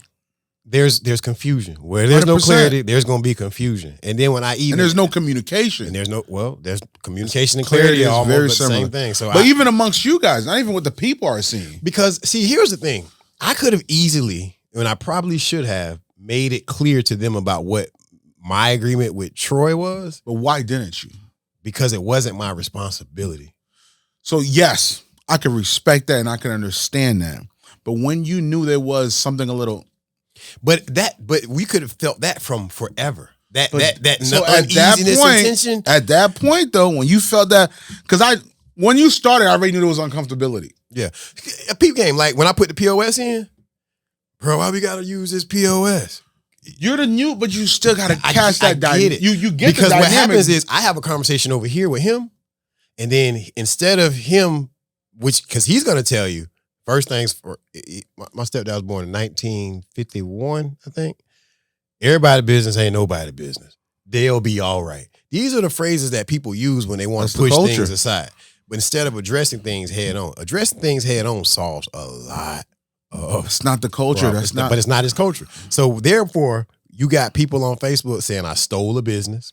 You got people on Facebook saying I fired somebody that didn't deserve to be fired, but they don't have any dynamic of everything. They don't know any other information. And what I did was I didn't say a word. And that at times, so I've been there. It's like, why that bother? is actually the worst thing you could do at that point because you stop communication. So now they're having their own perception of everything. You could run that I don't care thing. No, it's not I don't care. It's not I don't care. But I'm gonna tell you what my real position was. And I said it that day, and it's not as prevalent now, but I said on the day that happened, I said, Donald Trump will do something. What? This will wash itself out. This will be a slow news cycle. Donald Trump will do something. Oh, and then they'll cover the news. So that's crazy. So I've been through an incident like that. That it was a big thing on social media, and it was one of my. I have different levels of friends. I have friends that been in the mud, and I have friends that's on the private jet. So one of my friends, the mud friend, said, "Man, we on Facebook. Something gonna get shot tomorrow. Your story's out of here." Right. Like he's like, "Man, that's old news." In an hour. Mm-hmm. Normally that's what happens because there's always fresh news. Always a new news cycle. Always news cycle coming out. But I think there's so much. I think for me, once again, the mess was done way before Troy's barbecue. It had nothing to do with it. Really had nothing to do with any of us. What it comes down to in a big position is when adults don't address the issues that they have with each other, so to speak, and then they start saying, you know that your dad is over there loving this other boy more than he loves you, or whatever the case may be. And this is speculative, of course, but it can be seen that way, you know. But all the actions that happen in that process, it definitely shows that. Probably even though you took initiative to go and use your game, like you ran game, you hustled, right? And I don't think that they didn't do that because they stepped up. Also, you got to catch it though. What I'm listening to. They also stepped up and went and can't quit their, like you guys seeing this shit gets crazy because and I'm just looking at perspective overall and I keep it 100, so I'm not even gonna play with the game. They quit their job and said, I'm coming to work for my daddy. My daddy now this new son, I don't even like anyway because he ain't from Boyant. That just sounds bogus. But that's just not real shit. Like that's what they're going through. No, I actually had a god brother. You know, who is he? Like, what do you mean? We used to spend the night with each other. That don't matter because now you took our family. You the ops. You took the family's money, right? So now, but once again, I'm gonna keep it 100. Them dudes quit their job to come rock with dad. Dad didn't hand over his responsibility. No disrespect, Mr. Troy. This is not. It's just a fact of how our culture is. My parents the same thing. They'll just walk over it. It's a glaze over a lot of times. 100%. So now it's like they're hurt. They're hurt by dad, and now they gotta feel like they gotta fight for themselves. So them fighting for themselves is literally going to go fight for themselves. Then they have an older brother that's willing. Now the unit got to come together because dad didn't mold it to what he probably even wanted it to be. Because he did. I'm not saying dad was wrong at all. I think he wanted all of it. He protected them, make sure they stay with a job. But all they see you is flying because now you position yourself like a businessman. You're strong, building a business, but they're strong by having a job. That changes everything. That dynamic is like, I'm working for the new brother. Dad, why didn't you give me this new building? They don't know you and dad hustle. Like, well, what they don't know is that I had a best friend that committed suicide in 2011.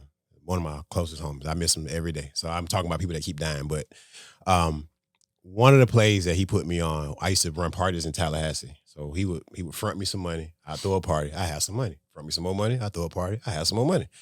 Well, American Airlines, this is in 2007, a recession. American Airlines was trading at doo-doo. So, hey, dog, we finna buy a bunch of this American Airlines stock. You want to get some? Ain't got no money. All right, look, this is what we're going to do. You're going to run these 4 or 5 parties, right? I'm going to front you this money over here. You're going to give me half of whatever you make until we come up with this. I had $10,000 worth of American Airlines stock that was trading at the time at $1.17.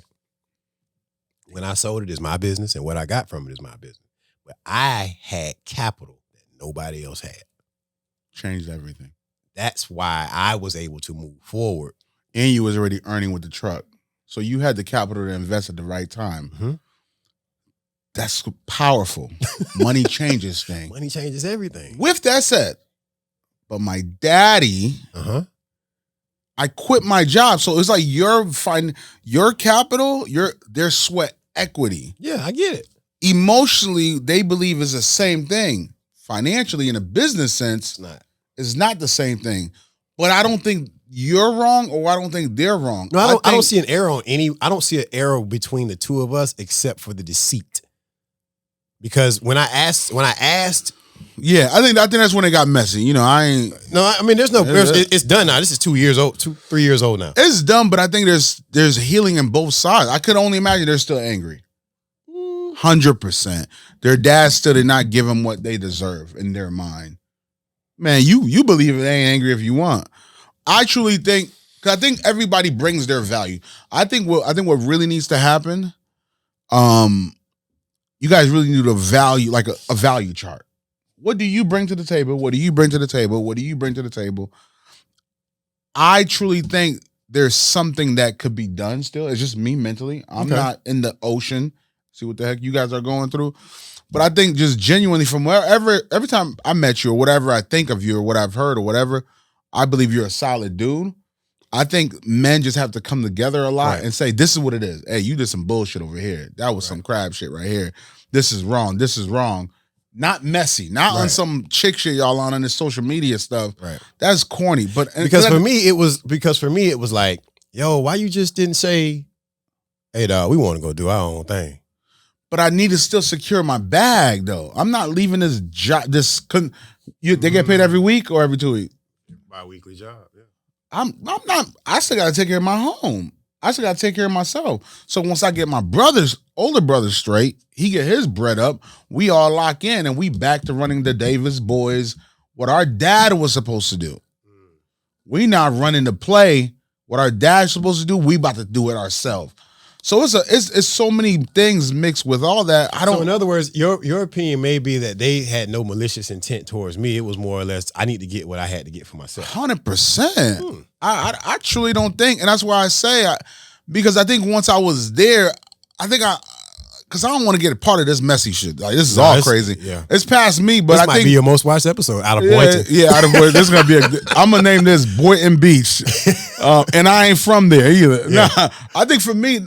But I trust me, this relatable story to the globe is so. When I have so many friends that had a stepson, that father took care. I know someone personally close to me that their father is not in their life anymore. Their father took care of a whole different family. Yeah, see, that's now I'm gonna tell you, the God honest truth, that is a fear that I've shared with my mother about being in relationships with any other woman, like, period, because I don't want what I know that they probably felt for me, for my son to feel at all.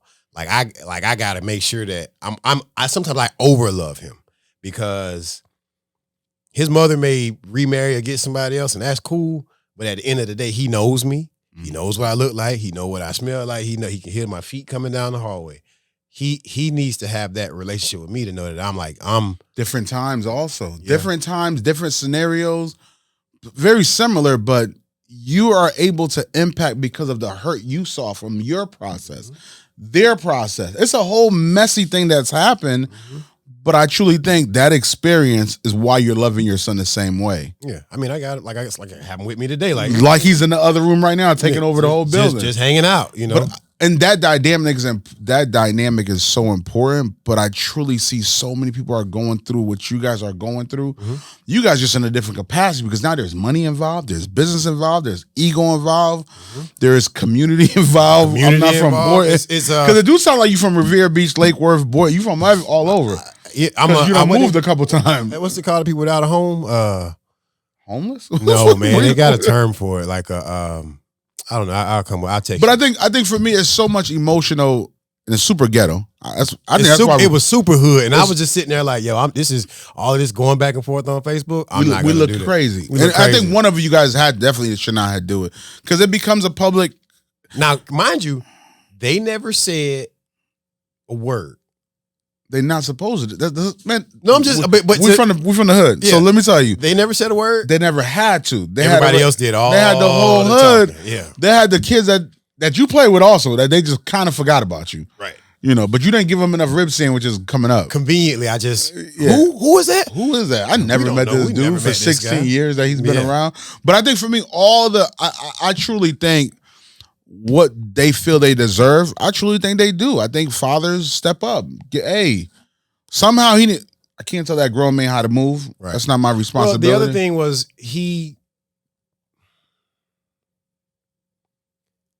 they weren't yet prepared for it? Correct.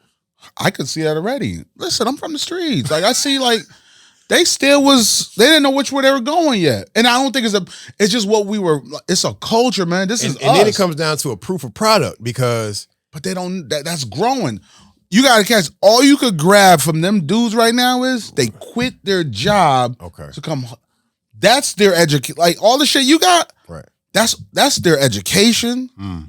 That's their money. All the tools you came with, them leaving their security to come and support my dad is worth way more than dollars. Yeah, I actually, we placed it in those terms. I think that they may have had a belief or understanding that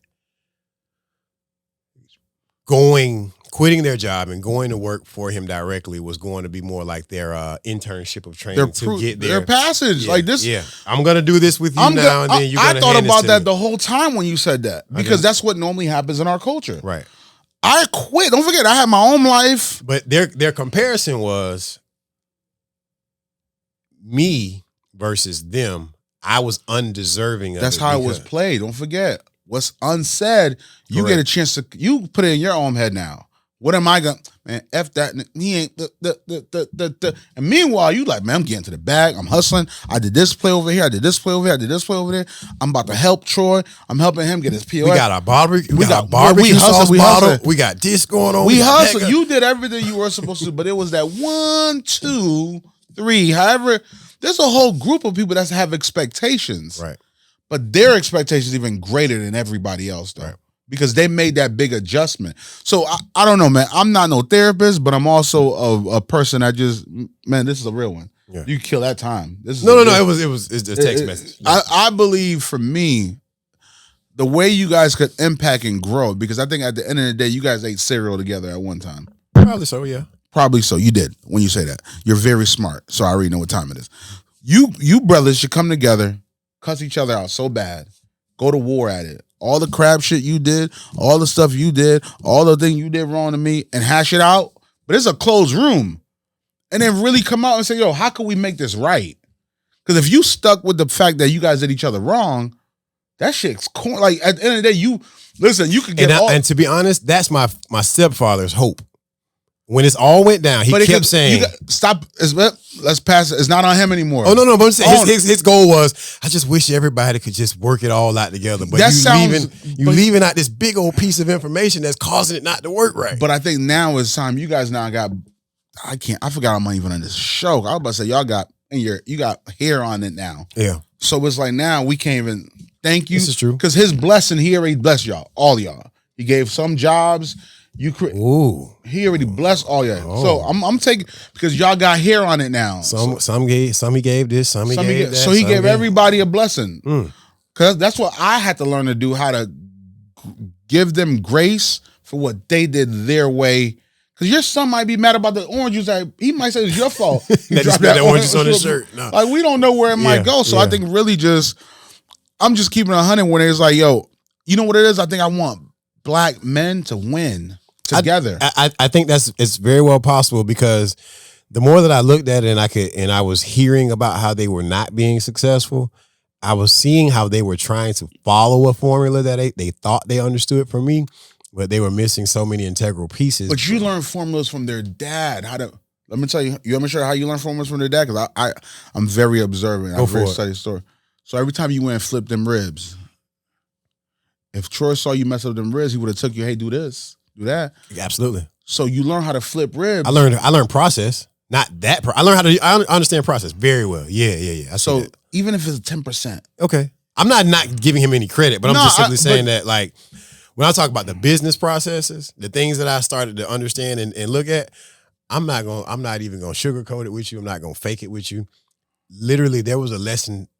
It was like God was dropping nuggets all the time, dog. 100%. And it was like, but you had to be around that. You had to be around his but you truck. got to also have your mind open up to a point where you want to be a sponge and learn. You're gonna get all the credit for doing it. Clearly, you are the reason you're successful with. So there's another part to it. Because if you didn't invest, if you didn't grind in college, if you didn't go pick up that truck, but there was a thing that was passed on to you where them brothers looking at you crazy. You were blessed with the name of Troy's Barbecue. That identity is their identity. You're just looking at, I'm still a businessman hustling and putting it together. You, your mom, and you are not loved by these two brothers because... Oh, no. But the reason is because that identity that was their identity is your identity now. Think about it. That's like something you said, almost like you're saying somebody stole the identity. He stole what was supposed to be ours. That's what it looks like. Yeah. Because I'm looking at, because I had, trust me, it looks like that. And especially if they sacrifice. But you look like you just came with money. But we know that's not how it works. That's not the story. That's not the case. It's just 100% not. But that's the story that the street got. That's what it just looks messy like that. But I think for me, I want to expedite this process and go to another level where I just think genuinely you guys need to just come together and close that room. You guys might have to smack each other. I'm telling you, I forgot I'm on this show. But how I was trained back in the day, we putting gloves on. We might knock each other out. It's not to that point because truthfully, there's no animosity. I don't have an ill will or hate towards them. You don't. So let's just keep it that way. Let me tell you. You think they got, well, I know that some of you have to. Yeah. Like they have to. It's only fair. And I'm not saying it has to be in the violence sense. I forgot. But check this out. I actually don't think they care. I don't think listen, hear me out. You went and you got your own you got your own building. I'm not responsible for those L's, am I? You're not, but the symbol, the look, the feelings, all the emotional stuff. Ah, okay. Like, find a reason for someone to we're not gonna work this out with I got that logic and all this. It's strictly emotional right now. We emotional creatures. Okay. And we can't just skip the emotional part because you're super smart. That shit is not gonna work in this instance. Like you're definitely Anthony Barber, that's super smart, that could talk his way out of and maneuver and build a business. Right now, we on some emotional girl stuff, so let's deal with it like that. And I just think, just you guys, all the brothers that is involved, just need to come in the room and cuss each other out for an hour, and then how do we come up with solution? Because I'm not saying to do this without a solution. I'm solution driven. Right. That's the only way to be. 100%. But there's some emotional stuff that we just got to cry about a little bit. And somebody just might get punched in the face. I'm saying this with no TV thing. I'm just seeing like if I was just me and you talking, like, hey, listen, y'all need to come together and hash it out, put it all together. Because I genuinely saw the care when I went to the restaurant. I genuinely saw the care that they cared about the product in the space when I was around there. And I've been there several times. I already knew there was mess without knowing there was mess because of how I saw things moving. But I saw there was still pride on the barbecue. I saw when somebody came in there, because I go there to watch restaurants because I'm in the business. I went there and I saw how they took pride on the brisket. Like, this is mine. This is my father's brisket. So that identity again. Now who the heck is, new brother comes in, and now it's his brisket. It's his this. But it's our father's brisket. So now, and I know smart Anthony could figure every way out. It's my business brisket.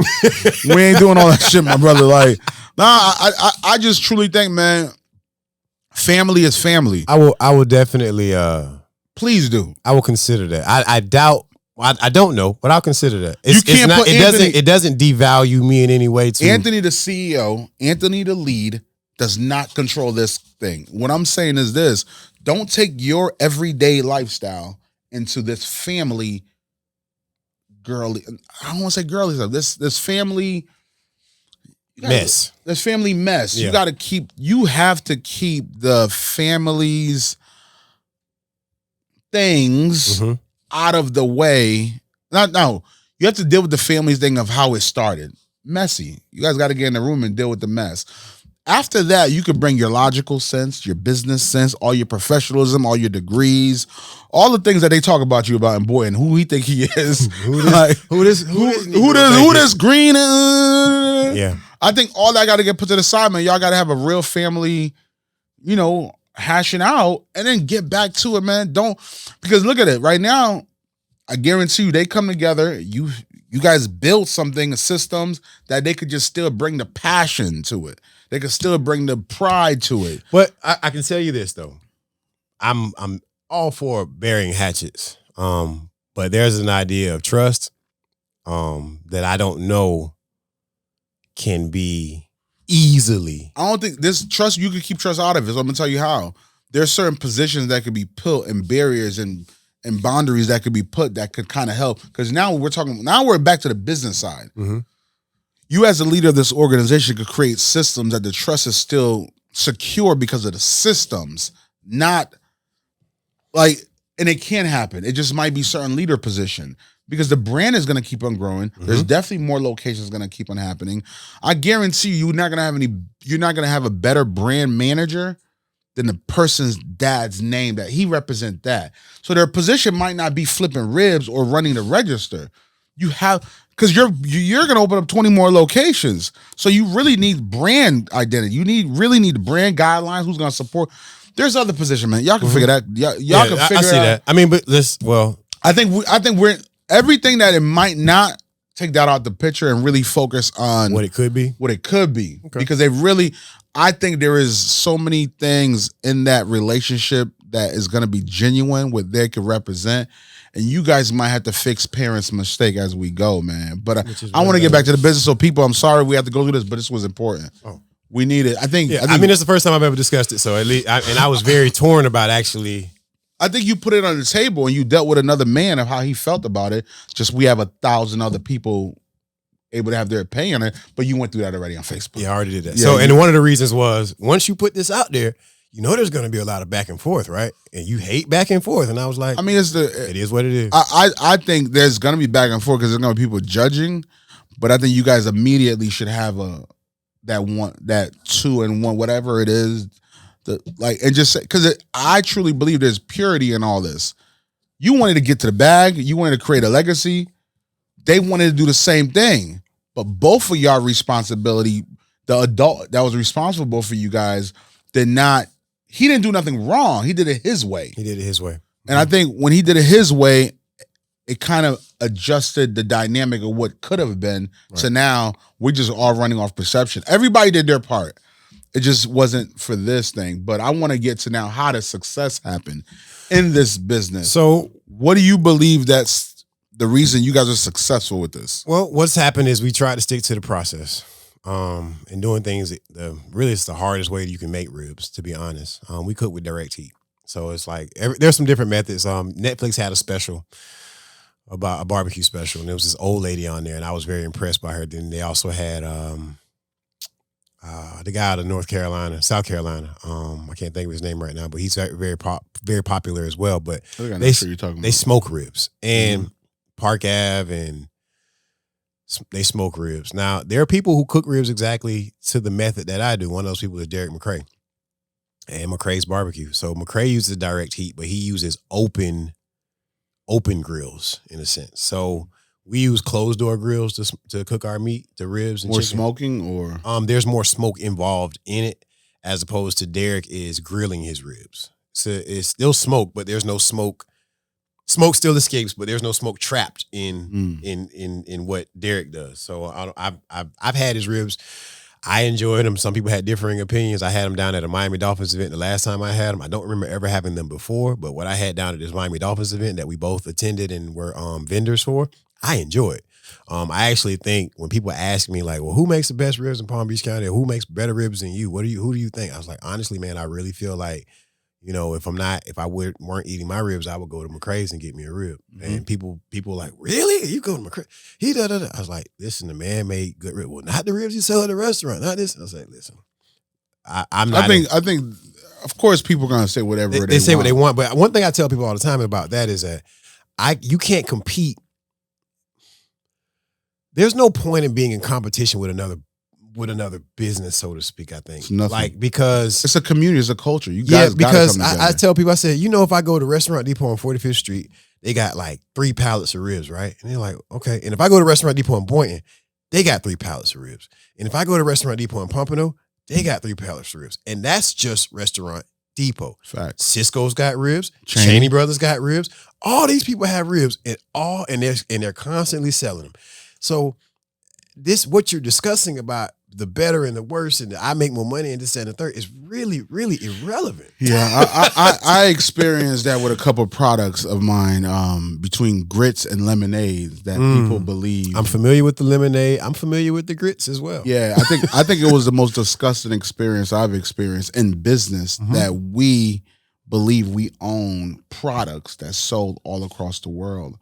And it's crazy that that's actually a better way to put it. This product is sold all across. I mean, I think for me, and what was the hard part for me and all that part of my messy thing, and I'm far from messy, because my mission is to turn this to $1 billion. Nothing in my mind is thinking like, oh, I'm going to take this product over here and turn it to this. Like, yo, my mindset is so far from the smoke that comes between lemonade and grits. It's like, yo, like, I'm really a hustler that want to get real money. If you really think, like, I'm trying to take care of my mother, so this grits idea and this lemonade idea to me was so petty, but I understand that. So we have multiple cultures. We have our Black community culture, where we thrive off of mess. Not all, don't get it twisted now. I'm talking about that messy culture. Then you have the business culture that they're not even thinking about product. They're just thinking about, we got to create quality, consistency, and build a business model to grow. Then we have we have to scale it. Then we have the community just coming to just buy good product. And if the product is good over here, good over there, it's good over there. Because I've never seen Burger King and McDonald's argue. And they're probably across the street from each other, but they all sell what? Burgers. You ever seen CVS and Walgreens go at it? And they're definitely across the street from each other. No, they're definitely. But I think in our community, I don't know. I think because I've been cool all my life, so it's like, I think that's a thing in our. I can't call it, but the way that I see it is, if my grandmother used to say, you know, it's a pole frog that won't praise his own pond. You know, and basically, your OGs have real game, boy. It's a pole frog that won't praise his own pond. Now, if you feel like I stole, directly copied, imitated, the craziest thing is none of them taste the same. And that's the thing. Like, how can you be the only person that sells grits? How can you be the only person? You ever Google those things? They're all over, bro. They got grit cakes, grit this. They even making and I think cauliflower grits now. And I truly believe every messy incident I've been in, it just always hard because I'm really from dark side. So when I be hearing like petties, I be like, dude, like that's all this is your problem today? I'm thinking like one of my people's going to jail next week for 2 years because. So when I hear those petties, then I be like, we got so much real bread and real issues going on. I'm gonna give you something that I got from you, and then I'm gonna tell you about where the success is. I was watching a video that you posted. It was like a let's call it a reel. And I saw one of my classmates on your reel I said classmates. Saw a dude I went to school with in middle school on your reel, and he jumped out of a Bentley. And I said, oh, yeah. I said, is that Pierre? Yeah. I played it back 5-6 times. And where they going? I need to be there with them. They got the man driving the Bentley now. And then I said to myself, y'all over here arguing about ribs, and foolishness. I can't. And junk. And it's somebody that I went to school with over here. I'm with them on Saturday. I'll be there. Wait, this Saturday. I'm on Dad Watch. Yeah. I need to be there. I ain't seen him in years. I ain't seen him since middle school. Well, our circle, like a group of us. You know what I'm talking about? Yeah. Okay. I'm with me and cousins. Like, it's a clique, it's a group of us. I'm there Saturday. I have to go to a baby shower of a family friend that's going to prison. Like, but I'm talking about with this group, there is people that have been in prison, that's going to prison, from doctors to attorneys to, there's a group of solid men that come together and we check each other like, yo, why are you still in these streets? You look stupid. You cheating on your wife? You're an idiot. Like it's a group of men where we check each other. It's this house in this community. I'm not going that deep. We go to and we check each other and we get disconnected. We come back. I remember when I went through my divorce, when I went through losses that I've been through in business, and they checked me so bad, I had to swallow my whole pride, tuck in my tail, and get back to it. It takes that, and a lot, and that's the thing. Now, I just did a Sun Sentinel article.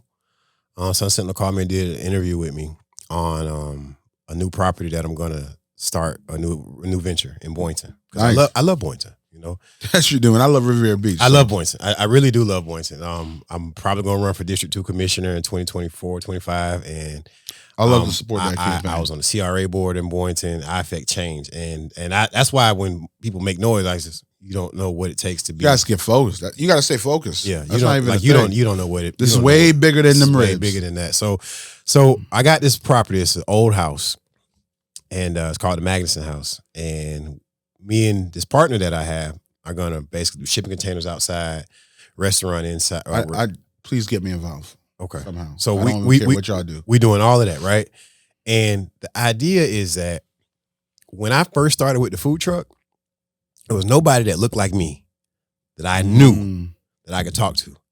But I won't say the problem, but the solution was there are people that didn't look like me that knew that understood that, oh, he's doing another food truck. There's food trucks everywhere. Why not give him the game? Hey, Anthony, you need a quiet generator. You need this. You need to get your food truck wrapped. This is the kind of food, this is the kind of license you need. This is the kind of things that sell, and this partner that I currently have has 16 restaurants and nightclubs.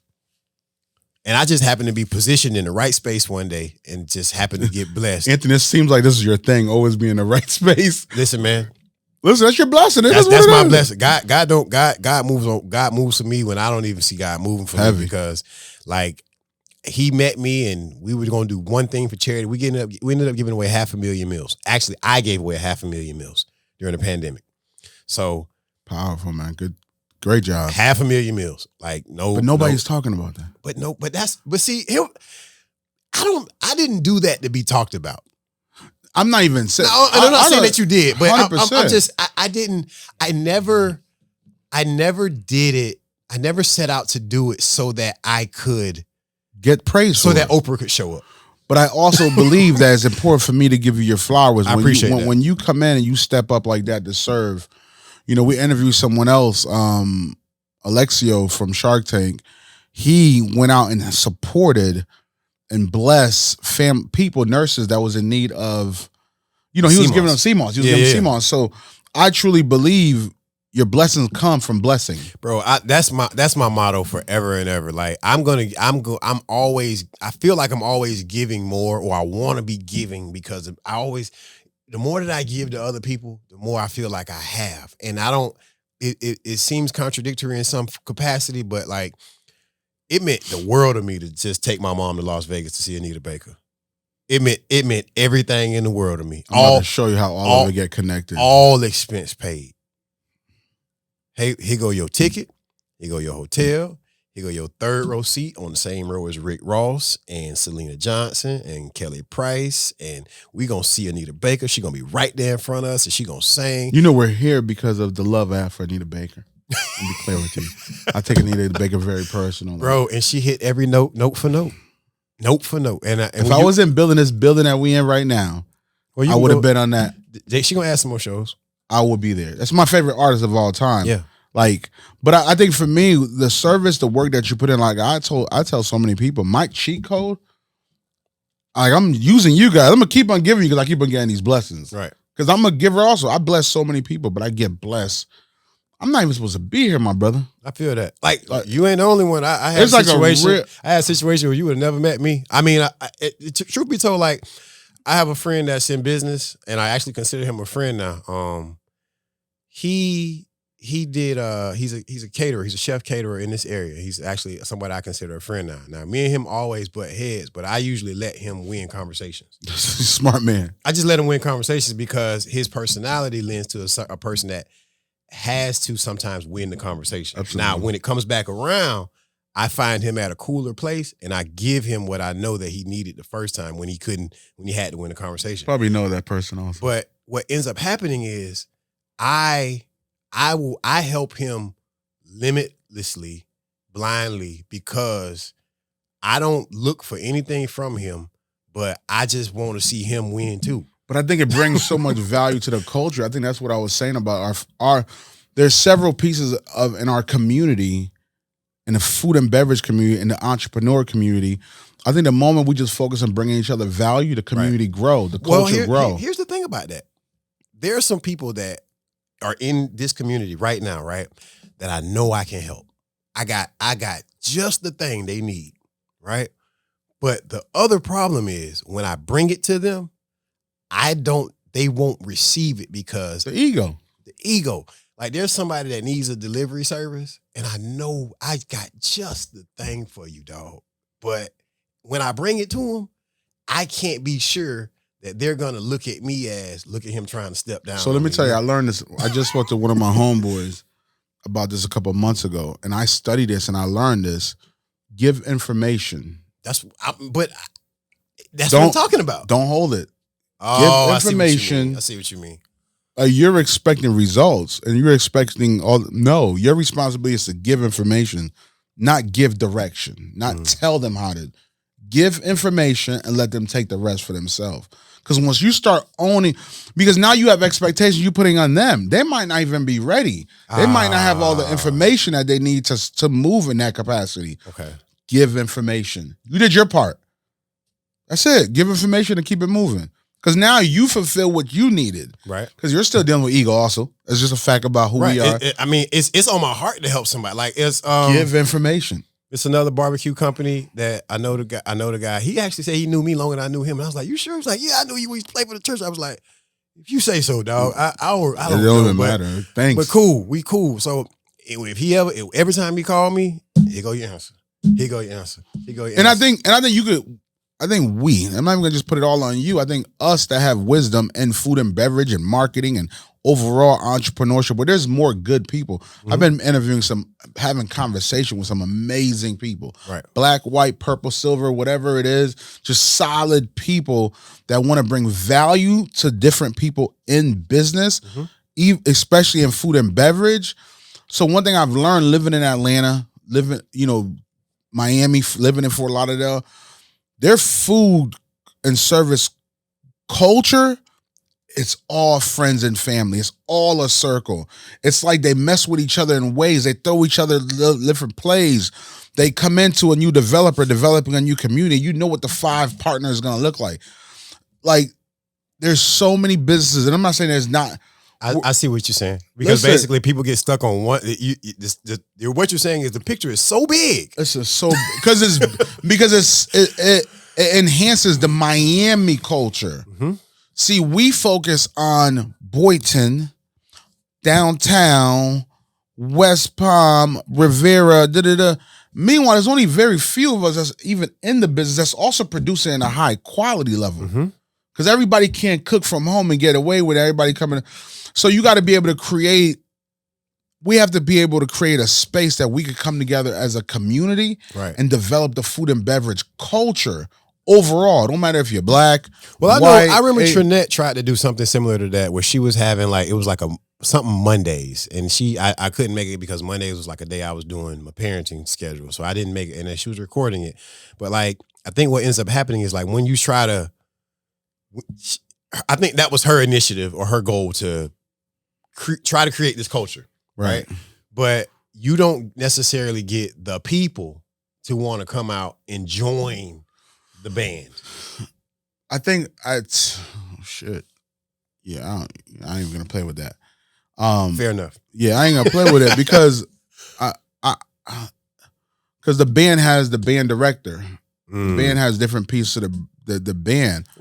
I truly think Trinette is super dope in the products that she put out and how she developed. she definitely tries to develop the culture and also bring value to the culture. Correct. So I've watched and I've heard and I've seen people really, I've things that I've seen and what people come to me about how she brings value to the trap kitchen. Right. How she brings value to a lot of things in food, the commerce kitchen. Yep. All those things. I think she needs the other band coordinators, the other band director, the head drummer. I think it needs to start with the leader in the band, not just her. You need to be another band leader. Somebody else needs another band. And how do we develop this chamber, this system that helps push the culinary culture in our community to be successful? But everybody have to bring something to the table. But here's the you're right. You're right, because one person attempting to bring everybody together and unify them together is already a daunting task, for one.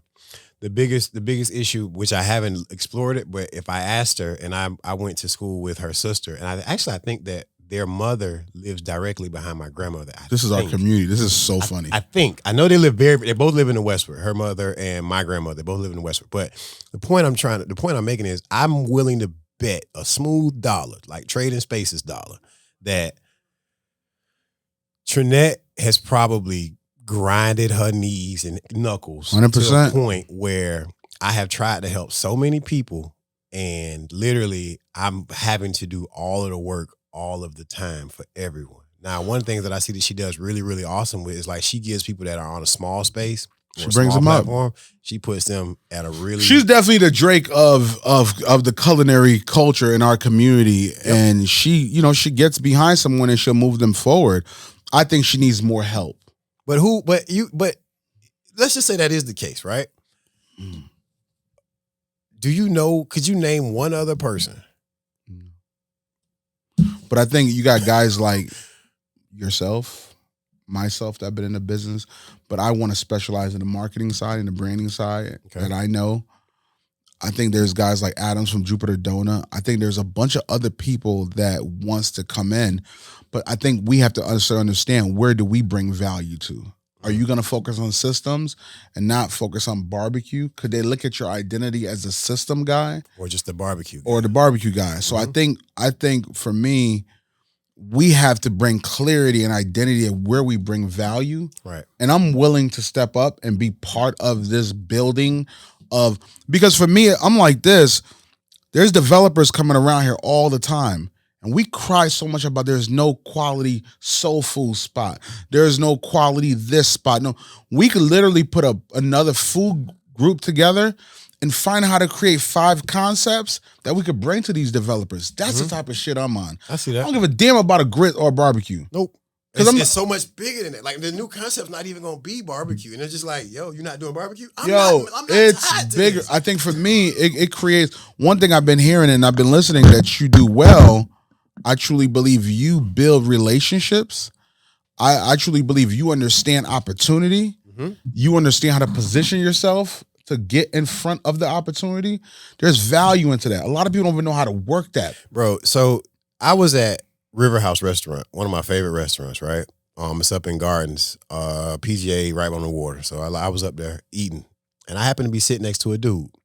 He had on a hat that said Papi Chulo. Okay. So I like this guy already. And Papi Chulo Tacos. Okay. So they got 2 locations. You think it was those 5 guys that jump out and when you were in 441 that was looking for tacos? No, fool. It wasn't. Oh, I was checking. So anyway, I'm talking to him. I was like, hey, so you like Papi Chulo Taco? I actually know one of the owners, because I do. One of the owners is Scott Freilich, who is a partner of my partner with the 16 restaurants. So he says, yeah, I know Scott. Like, he's like, yeah, man, Scott's a cool dude. We kind of starting to, do some things together inadvertently. We were doing the charity stuff together. I got to meet him. He was like, he said, who are you? I said, he says, I'm Cleve Mash. And I was like, Cleve Mash. I was like, oh, you own a pawn shop. And he was like, yeah, I do. And I own Loft and this and that and da. You know how you know all that? You put in the work. Bro, so here we are sitting there, random guy. I'm talking about your hat and if you like the tacos, because my real reason for asking him, because I'm going to go tell my friend Scott, hey, Scott, man, I talked to a random dude, and he said that he didn't care for the such and such. Check that out. Be more successful. That was my main purpose. Like, because. But can I ask you a question? Go for it. Why is it? I don't even know if it. I don't want to use the word like easy. How is it so possible to work with someone that already have all these things and your access to them, your reach to them, your connection to them is such a process that you can see and touch and feel. But our community, like the group that we're talking about, the Beethoven, there's only a few of us that ever own a scalable, business, larger food and beverage in our community. Why is that process easier than not us? Because unfortunately, and it's not me, because it's ribs sold on every corner, and I hope to God it's not me. And if God it is me, take it away from me. I personally don't feel that anyone is competing with me. That's not an arrogant statement. That's just literally like, bro, you trying to pay your light bill, I'm trying to pay my light bill. So let's all go. So do you feel like when you ribs. come into our community, I don't know if it's our community or not, on the other side, do you feel like it gets a little... It's chippy, it's combative, it's competitive where there shouldn't be competition. Somebody wants to tell me, this is hearsay, so therefore I really don't care. But somebody was like, oh man, such and such say they barbecue better than yours. Okay. Congratulations. Okay. That's cool. I hit him with that congratulations so fast. I just said, okay, cool. But I think it's another piece. I think we don't talk about the level of success that we want to attain. Well, you don't want anyone to see. The thing is, in some people in our community don't want anyone to be more successful than them. And in this other side of the community, unfortunately, they have a mindset that we can all be successful. Right. And we all will be successful. We all will be successful. And we'll be successful together. Like they're opening up a restaurant called Blackbird Jupiter, right? So it's got the owner of Lenore's, the owner of Pawn Shop, the owner of Kapow and Dada and all of those in one hub together, opening up another restaurant concept. You know what? You just gave me something. I do this all the time. And it just, this is a real one. I'm going to challenge myself, you, and the other groups. So the biggest, I'm fucking crazy. Fuck it. The biggest issue I hear every day, and even I hear this, there's no good soul food out here, right? Okay, that's a lot of whatever. There's no place where you get the whole culture. I'm talking. That's what it really boils down to. So keep going. I'm gonna let you finish. The same way you was about to tell me about these people that do that. Mm-hmm. Beethoven, Trinette, Troy, whoever else, whatever else, 5, 6, 7, 2 people in this group. We need to create a soul food brand in Palm Beach County that could go all through South Florida. We could do this in North Palm Beach because there's no color in Southern food. When we put it to soul food, it kind of devalue the brand of what good Southern cooking is. Mm-hmm.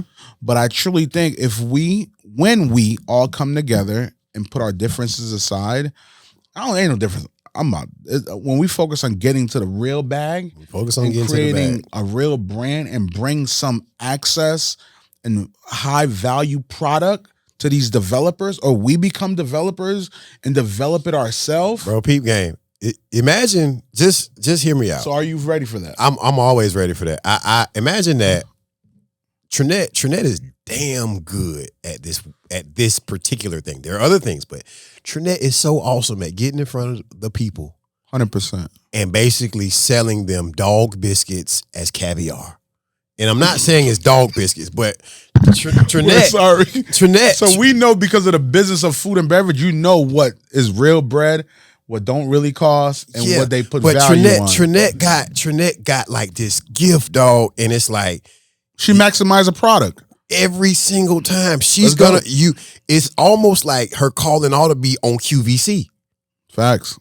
Because now she can cook her food good. I've been over to the Trinity Gourmet. I'd had some pasta and some shrimp. I've never been. That's why. You go over there. It's good. I think she changed the hours to just mornings now. I think I just saw it on Facebook. But nonetheless, that if you put that, right, and then you get a chef, let's say let's say you get Boris to participate. So now Boris gonna come in here and curate some smoked Gouda mac and cheese and all this foolishness he like to come up with, right? Now you got that all along, right? Now, then I can come along with some process, and you come along with some branding, and then we got somebody else that's an amazing Whatever. Dessert person. I think we have to maximize what we specialize in. But the problem is, even in an equitable stated relationship, someone is always someone. So now give me the solution. The solution is for people to figure out a way to check their egos at the door. Perfect. We could do it tomorrow then.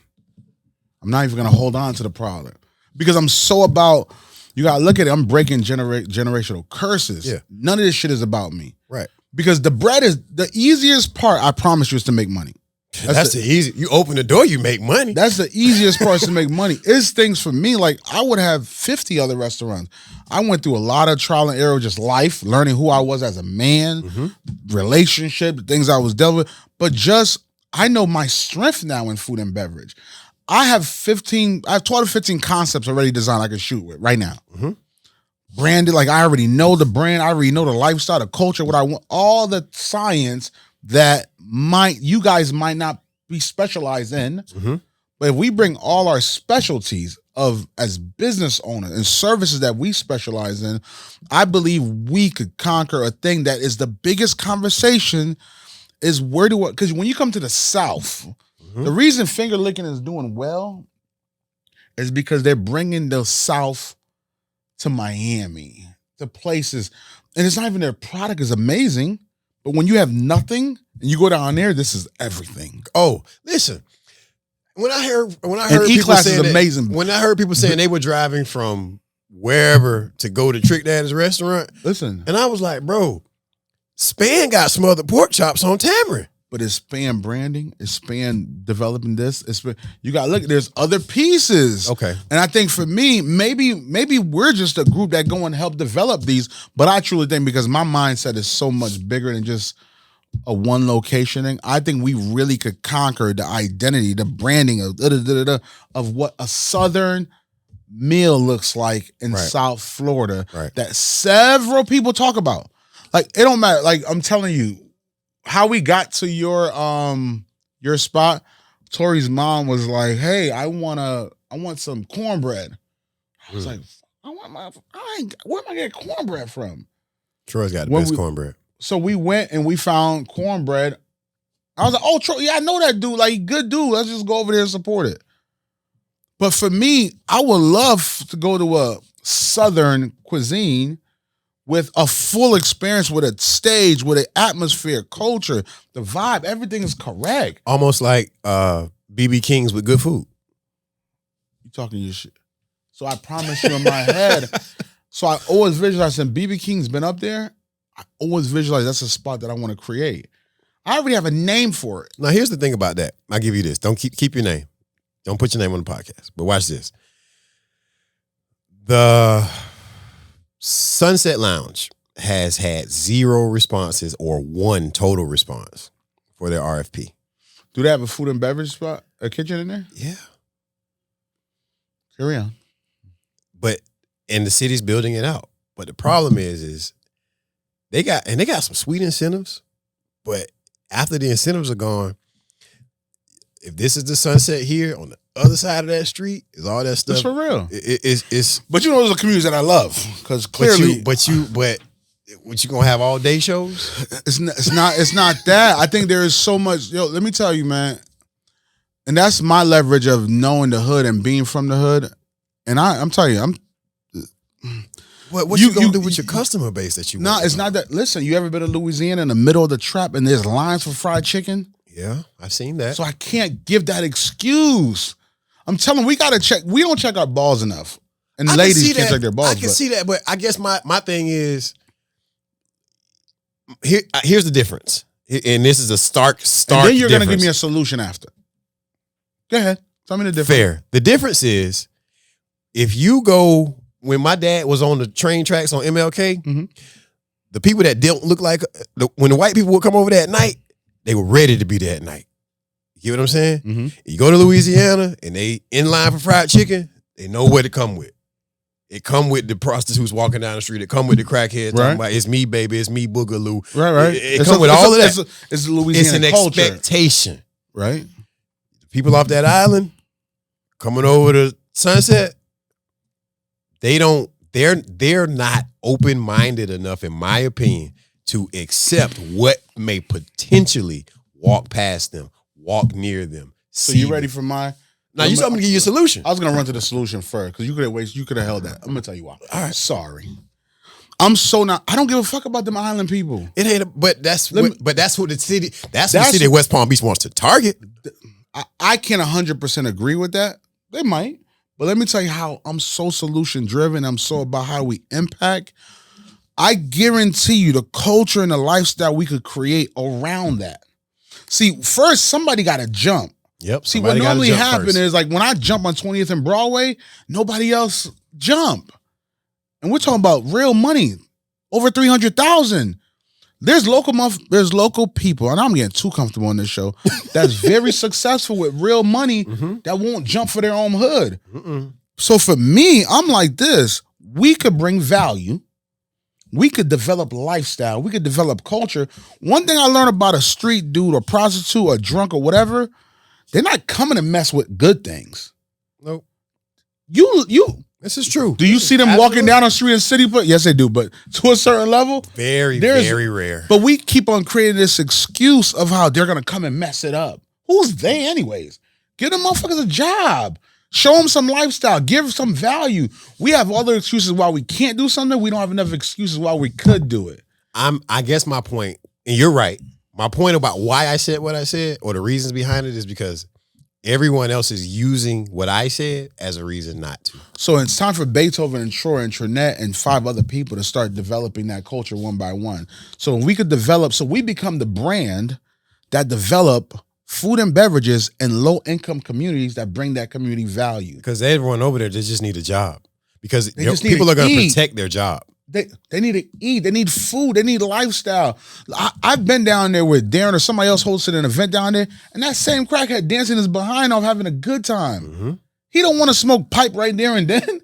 Like the man just wants something to do.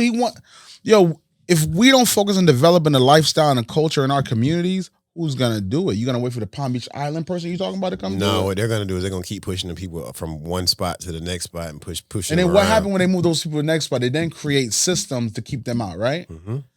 So because what you see is like they're gonna have the city of West Palm Beach. And I'm curious because I'm a vendor.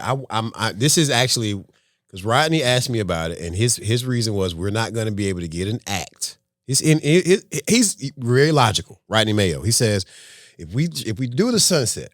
We'd be able to get, who would we get that would fill the seats? Food. Troy's food. But no, not the restaurant seats, the theater seats. I promise you guys, man, we're focusing on the wrong thing. We now are making it that we're talking about the artist is going to bring the value and the lifestyle and the culture for our community. You want me to tell you how that works? This is the shit that I'm saying. Like, I got to stop being Beethoven so much and go out there and play with this political, all this cute things that you guys be doing, man. It should be so corny because it's like we come into a room of excuses and there's so many solutions, but we love the problem because it keeps them employed. So I'm gonna give you the more smoke, right? This is why I don't go to these things because I can't get fired. Like I pay my own. Like I see that. So my voice is a little different. So we're talking about all these problems. We've been talking about the sunset. We've been talking about the sunset problem for so long. That it now just it becomes this part of its identity at the so now, but I don't even see there's a problem. First of all, the sunset is part of downtown West Palm Beach culture. Let me tell you, when I first got to the hood and hung out, I can never forget. Some of the Reed family took me to Sunset. It was a great experience, a little different. It was the hood. It was I feel like I was back in the hood. It was more safe than other places. When I know everybody had a pistol in it, people were smoking. Long story short, that's the culture around the Sunset. So now big developers, big city come. Let's upgrade the signage and building. Let's do all this pretty stuff. But you haven't brought value to the culture. You took something away from them. Now you're talking about the building is pretty now, and y'all can't come back in here. You know how disrespectful that shit is? That's basically what they're saying. But I can speak about it because I can't get fired. So I can speak on it. So now you're talking about, let me give them a little bit of taste of lifestyle once a while. Bring an artist in, let them come back like they're still part of it, but ain't nothing for them. Like, you're not letting me back in this building that I grew up in. But now you want me to tell this dope boy not to be selling dope around the corner, or you telling me not to let Pookie come down and smoke dope around your street, I can't come back in the building. I can't protect the building. I can't protect the building I'm not part of. I have no identity with. I don't identify. So we're going to keep on throwing little events, make people feel good, and do all these other things. Meanwhile, could I come in there and eat and enjoy myself? We're chasing acts to come and bring a group of people for a weekend. Meanwhile, nobody's coming into the building. Yeah, so I guess what you're saying, not to deduce or to define it from my ear, what I hear you saying is that it's never going to be what it was as long as it doesn't have the access that it had once before. Part of it. We're still not chasing what it was. It's okay to enhance and grow. Mm-hmm. But there's foundation. One thing that I see in part of that, I hate to say it sounds problem-centered, but the people that are going to be able to afford the ticket to see Anthony Hamilton or Selena Johnson or whatever don't live in that community. Jordans go for $250 plus, and our community buys it every day. Stop playing with it. Stop creating excuses for what we could do. Jordans cost $250, $500. You ain't lying. Remember there was a recession? We ate crabs. Crabs sold out. Yeah. But why are we still focused on Anthony Hamilton when we focus on a local comedian, a local artist? The reason this shit is so sacred to me and so real to me. So when I had Cafe Hub, we used to do a poetry night called open mic. I can't remember the name because I'm so passionate about this shit. And I promise you, white, black, old, young, Singer Island, on 20th and Broadway, they smoke dope. A dope hole's on 14th. Shit, I'm sounding crazy. They sell dope not far from there. But nobody focused on a celebrity act coming in. They just wanted a good time. They wanted the culture. They wanted the lifestyle. Right. They wanted to have a good time. Our community is not, it don't have to be the color. Our community don't have to be the amount of money you have. Give people quality and give people consistency, and you'll see how fast we enhance culture in our community. So that's an interesting point, because my favorite place is doing the exact same thing. Boynton is, and it's one of the projects that I worked on when I was on the CRA board. They're rebuilding the MLK corridor, and they're on, and I won't say only, but they're targeting minority-owned businesses to create that space of that downtown space or whatever space that's just an incubator or a hub for this very thing that we're talking about. And their success is coming from what? Consistency, quality. See, we ain't never come in there and talk about that part about downtown West Palm Beach. We're complaining about the people that's around the corner. It really feels like, though, to be honest, that West Palm Beach is essentially wanted to cut the sunset out. Yeah, the sunset's not the biggest thing in downtown West Palm Beach after you get past the bridge or wherever from Darren's spot. There's so much. No, to the south of where Northwest to the south of where Cityside Suites is. South of that, now right next to where Darren's building is, they're doing a high rise of some sort right there. You want me to tell you the most important thing about that area? What? The people. Yeah. We're so focused on fucking buildings. Y'all motherfuckers, sorry, damn. I'm going to get yelled at when I leave out this room. When are we going to talk about the people and not talk about the buildings? Like I said, they're doing that event, Blues and Barbecue or whatever. They've done it several times. Well, I've never participated, but I'm curious. So can I ask a question, which I think is dope that they're doing? Let me start off with that, because I don't want to sound crazy like I'm like, because it's not about the hating thing. So we're going to do that event. It's going to be amazing. We'll see. Tomorrow, what happens after that? What happened a year after that?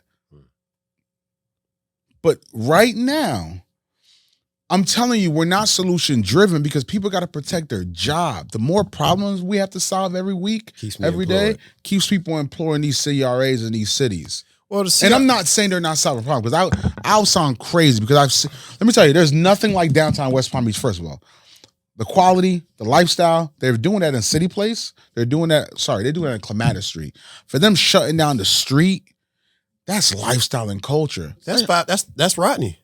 The guy I was talking about, that's that 500 block. Amazing. Every weekend, Friday and Saturday, shutting down 500 block. Amazing. That's lifestyle culture. Put the tables in the street. Put some kind of. Is he focusing on the building or is he focusing on the people? He's focusing on the people. Like he's the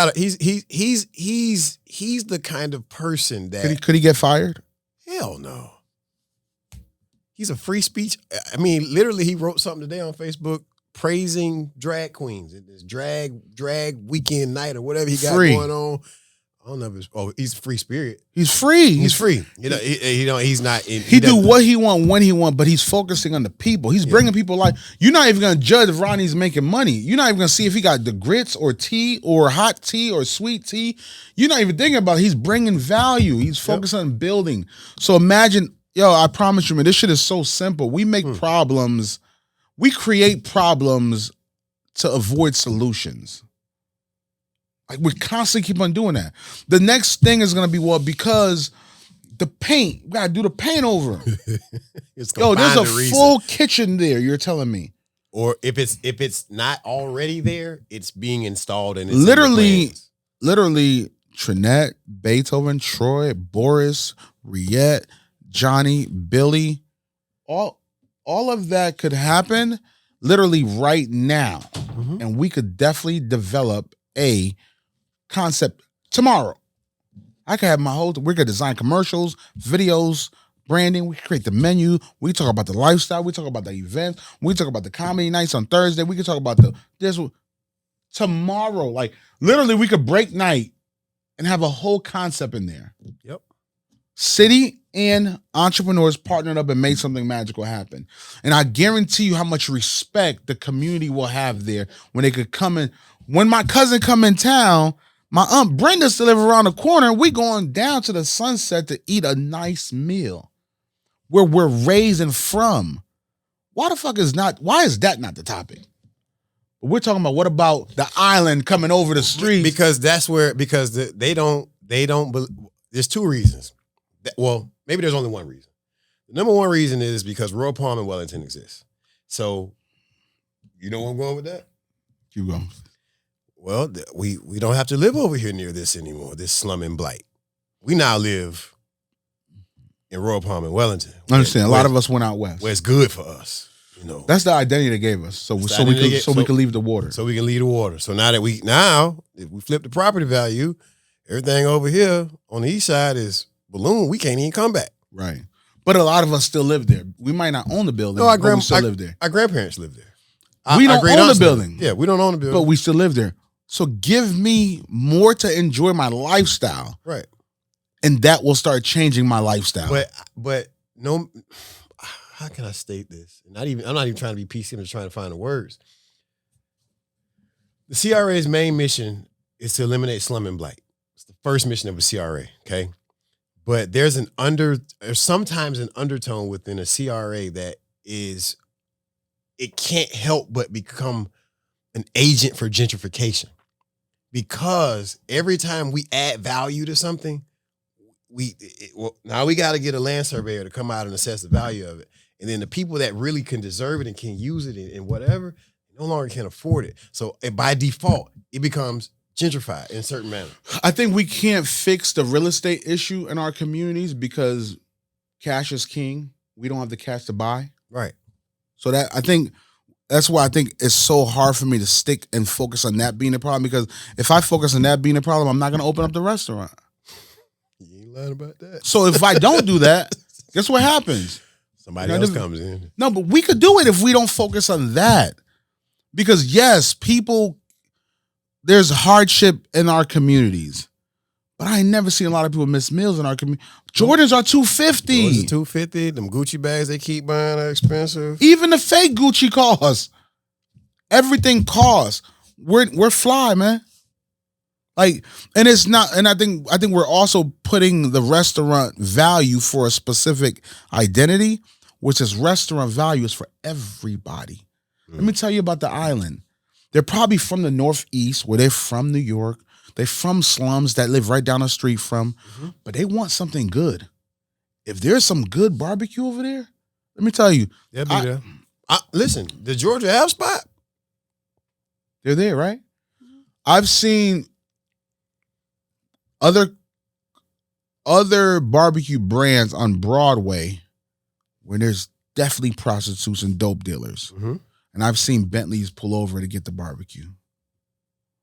So that excuse that we created, that they're not going to come because of the dope boy and the crackhead in the back, man, start playing with these people, man. Like we can move on for that, man. But I'm open. What I mean by I'm open, I'm willing to step up and be part of the process, the solution of how we figure this out in multiple communities. I'm not talking about just West Palm Beach. I'm talking about Oakland, wherever. I do think there's one thing that you didn't address that people keep talking about, which is an underlying problem and I don't even know if we're talking about the hustler's testimony anymore, but nonetheless. All this is real hustler's testimony. One thing, and I'm trying to get away from the idea of it, but we keep hearing, and I've heard before, because like we do R&B BBQ on Wednesdays, right? That's when we went. So we have a live band on Wednesday night. So 50 Cent wings, R&B BBQ. So we got a little band out there on the patio doing their thing. But people keep saying that, we'll drive to Miami and pay them XYZ in the third. We'll go to Victory Lounge in Miami and play them XYZ in the third. But something of the same caliber in West Palm Beach or Riviera Beach or whatever, we don't see the value in. So you want me to tell you why some of that happened? So there's other pieces in the business. Victory Lounge is a culturally influenced by the hip hop culture, by lifestyle, fly culture. When Troy Barbecue start implementing those other branding of marketing the people, the lifestyle, the look, the feel, the energy, you'll start getting that crowd. That's marketing conversation, not product, not Troy. But what I'm saying is, and you're absolutely right, because I actually had a long conversation today about rebranding today. We do that. What I'm saying is people want to have the idea, or they continue with the feeling that there aren't enough black people in West Palm Beach and Riviera Beach to support. You're laughing, but I'm like, this is the connotation that's associated with it, because some people really believe that there are more black people in Broward. I mean, there are probably more people population size in a sense, but like, you see how the black people hang out with each other in Broward? You see how the black people hang out with each other in Miami? We can't do that in Palm Beach. And it's just literally like a problem. Smoke, man. And the reason I'm saying is smoke, I truly think, that's a market. It's an identity. Like, you create the atmosphere you want. Right. So if you're able to take the lifestyle and the culture you want for your community, the brunch, everything you want, study how they're branding their company. Study how they're promoting their identity. Study, you nice people, you guys got to be a little off if you're thinking the reason these things are not happening because there's lack of black people. That's what they keep telling themselves. We're so lost, and I think is the lack of identity. Stop wanting to be like Miami and like Broward. And be yourself. You guys should be like Palm Beach. Like, what is the Palm Beach lifestyle? What is the identity of Palm Beach black people? Listen, I truly believe we could build an identity. I truly believe there's an identity of Palm Beach, black, white. So that's crazy. So a friend of mine in Atlanta, I swear to you, I was going to brunch and I had a friend of mine and I saw him in the brunch. He's like, yo, there's black and white people hanging out together. He was blown away by that. Where was he? He's in Atlanta. Oh, okay. But it's not that he don't have, but he saw that when we were in downtown West Palm brunch. He was like, yo, there's black and white people hanging out, having a good time. So why can't Palm Beach make that their identity? That we just together. But you know who doesn't do that? The black-owned restaurants. Because guess what? Lenora's is packed with all type of colors. Bro, I wish I don't even. Let me tell you. It's coming for me on Ocean Avenue, but I couldn't hit it in Boca the way I wanted to. It's just certain things. I don't know. I will step up and help you develop that. And how do we create that identity? Because I think everybody wants good food. See, that's the reason when we had success in numbers in Cafe Hub, we had black and white and really matter. First, it was good food. Mm-hmm. I went there for good food. Then we created the identity of what we wanted. Our brunch had all type of mom, dad, old. Oh yeah, your brunch used to hit. Twerkers, prayers, Like pastors, like it didn't even matter. Everybody it. was there we focus on the good time. So brunch, there's a culture in brunch that the average restaurant don't understand. The music, the food, and the people. If you focus on that on your brunch will be successful. But all of them are different strategies. See, a lot of people focus on my cousin. They want, it's so much. It's so much that I could do a whole class on. No, on you're branding. right. Like with this event I'm doing for Juneteenth, I focused heavy on making sure I had or could secure the best DJs in South Florida. Like, and just bring people together, have a good time. I'm telling you, if that is this, if we focus back on the process, the simplicity of great atmosphere, great food, right, amazing people, the success will maximize in a different capacity. But once we start using those as excuses, just tools of incompetence that build monuments of nothingness, and those who use them seldom amounts to anything but more excuses. Yes, that's right. That's right, Anthony. No, I think for me, man, I'm enjoying this conversation. I think I gotta because I want to do this again in another capacity. Because there was so much more that I wanted to add to it. Like I want to talk about the relationship side, because young black single father, that's another world. But I'm no smoke right now. We're good right now. I think that's another dynamic that people don't get. We impact a lot of stuff with family that you put your real problems that you were dealing with on Front Street. God willing, everything will get back in order. Next time I'll come and tell you about the women that send you messages in your inbox that are vegan that ask you, are your ribs good? You don't even You just chopped up so many problems. And that I'm not gonna nope. I'm out of here. You're gonna trick me. It's lunchtime for a little human. Yeah, right. So but I really think we have a lot more to do, and I'm happy that we got 2 hours. Yeah, 2 hours and 38 minutes. Y'all gonna have to chop this up so bad. Ain't no chopping. We're just putting it on there, let everybody get all the smoke. Oh. So yeah, look, a lot of great podcasts also go 2-3 hours. Really? So we normally do an hour and 15 minutes, but you had a lot you were holding on to. And I think I had a lot I was dealing with. It worked itself out. Like that I wanted to really bring out there. But ultimately it goes back to solution driven. I really think we create this illusion in our community about food and beverage and all these excuses that we come up with. I'm telling you right now, and I'm telling the public, I'm willing to step up in whatever capacity I need to enhance that culture. Well, let me make it clear. I'm willing to be a piece of a cog on the wheel because your grandmother and your parents, they gave you these saying that keep going. But I think that sometimes I think that my best position is to be a team player and just like, hey man, this is what we need you to do, and I can focus on that, because at the point where I become everything, then you want to go back to your world. So that's what I'm saying. I'm very clear. Let's find out what we specialize in. I think that's a good thing about when you're secure about who you are as a man, or let's say a person, you can identify like what you are, what you are not. And one of the things I know about myself personally is that if I gotta drive the bus, we're gonna go the way that I want to go. Now, if you tell me, hey, Aunt, you sit in seat 1B and you roll down the window at every yellow light, I'm rolling down the window at every yellow light. That's my job. I will join the band. Facts. Definitely, you're a musician. I believe if once we do that, I believe we'll get big success and bring value to our other businesses. Yeah, I think a collaboration. I got some solid people I think are waiting for something like this. A collaboration may be long overdue for some folk, because it's to our benefit. I once had a dream or a thought process of a strip or an area where, I mean, other people would naturally come in and visit with us, but I already have it. You got like your boutique, you got your barbershop. If I show you a plan with that exact thing, would you believe me? It should be Northwood, but it's not. But I have a plan. I already have a whole residential, commercial, all lifestyle culture stuff that we enjoy. Ready to go. Gym. Everything we enjoy. Seafood restaurant, steakhouse. And you live right upstairs. Soul food.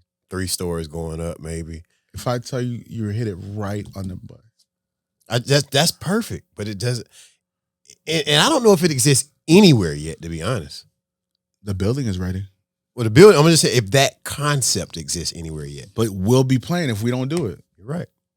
Like, literally, I already know where it's at. and it's for sale. All right, well, let's talk about it off the camera. Yeah, camera's off. Thank you very much. God bless. Good night. It's been real. Listen, Anthony, man. It's goodbye. I'm shutting off, my guy. Thank you.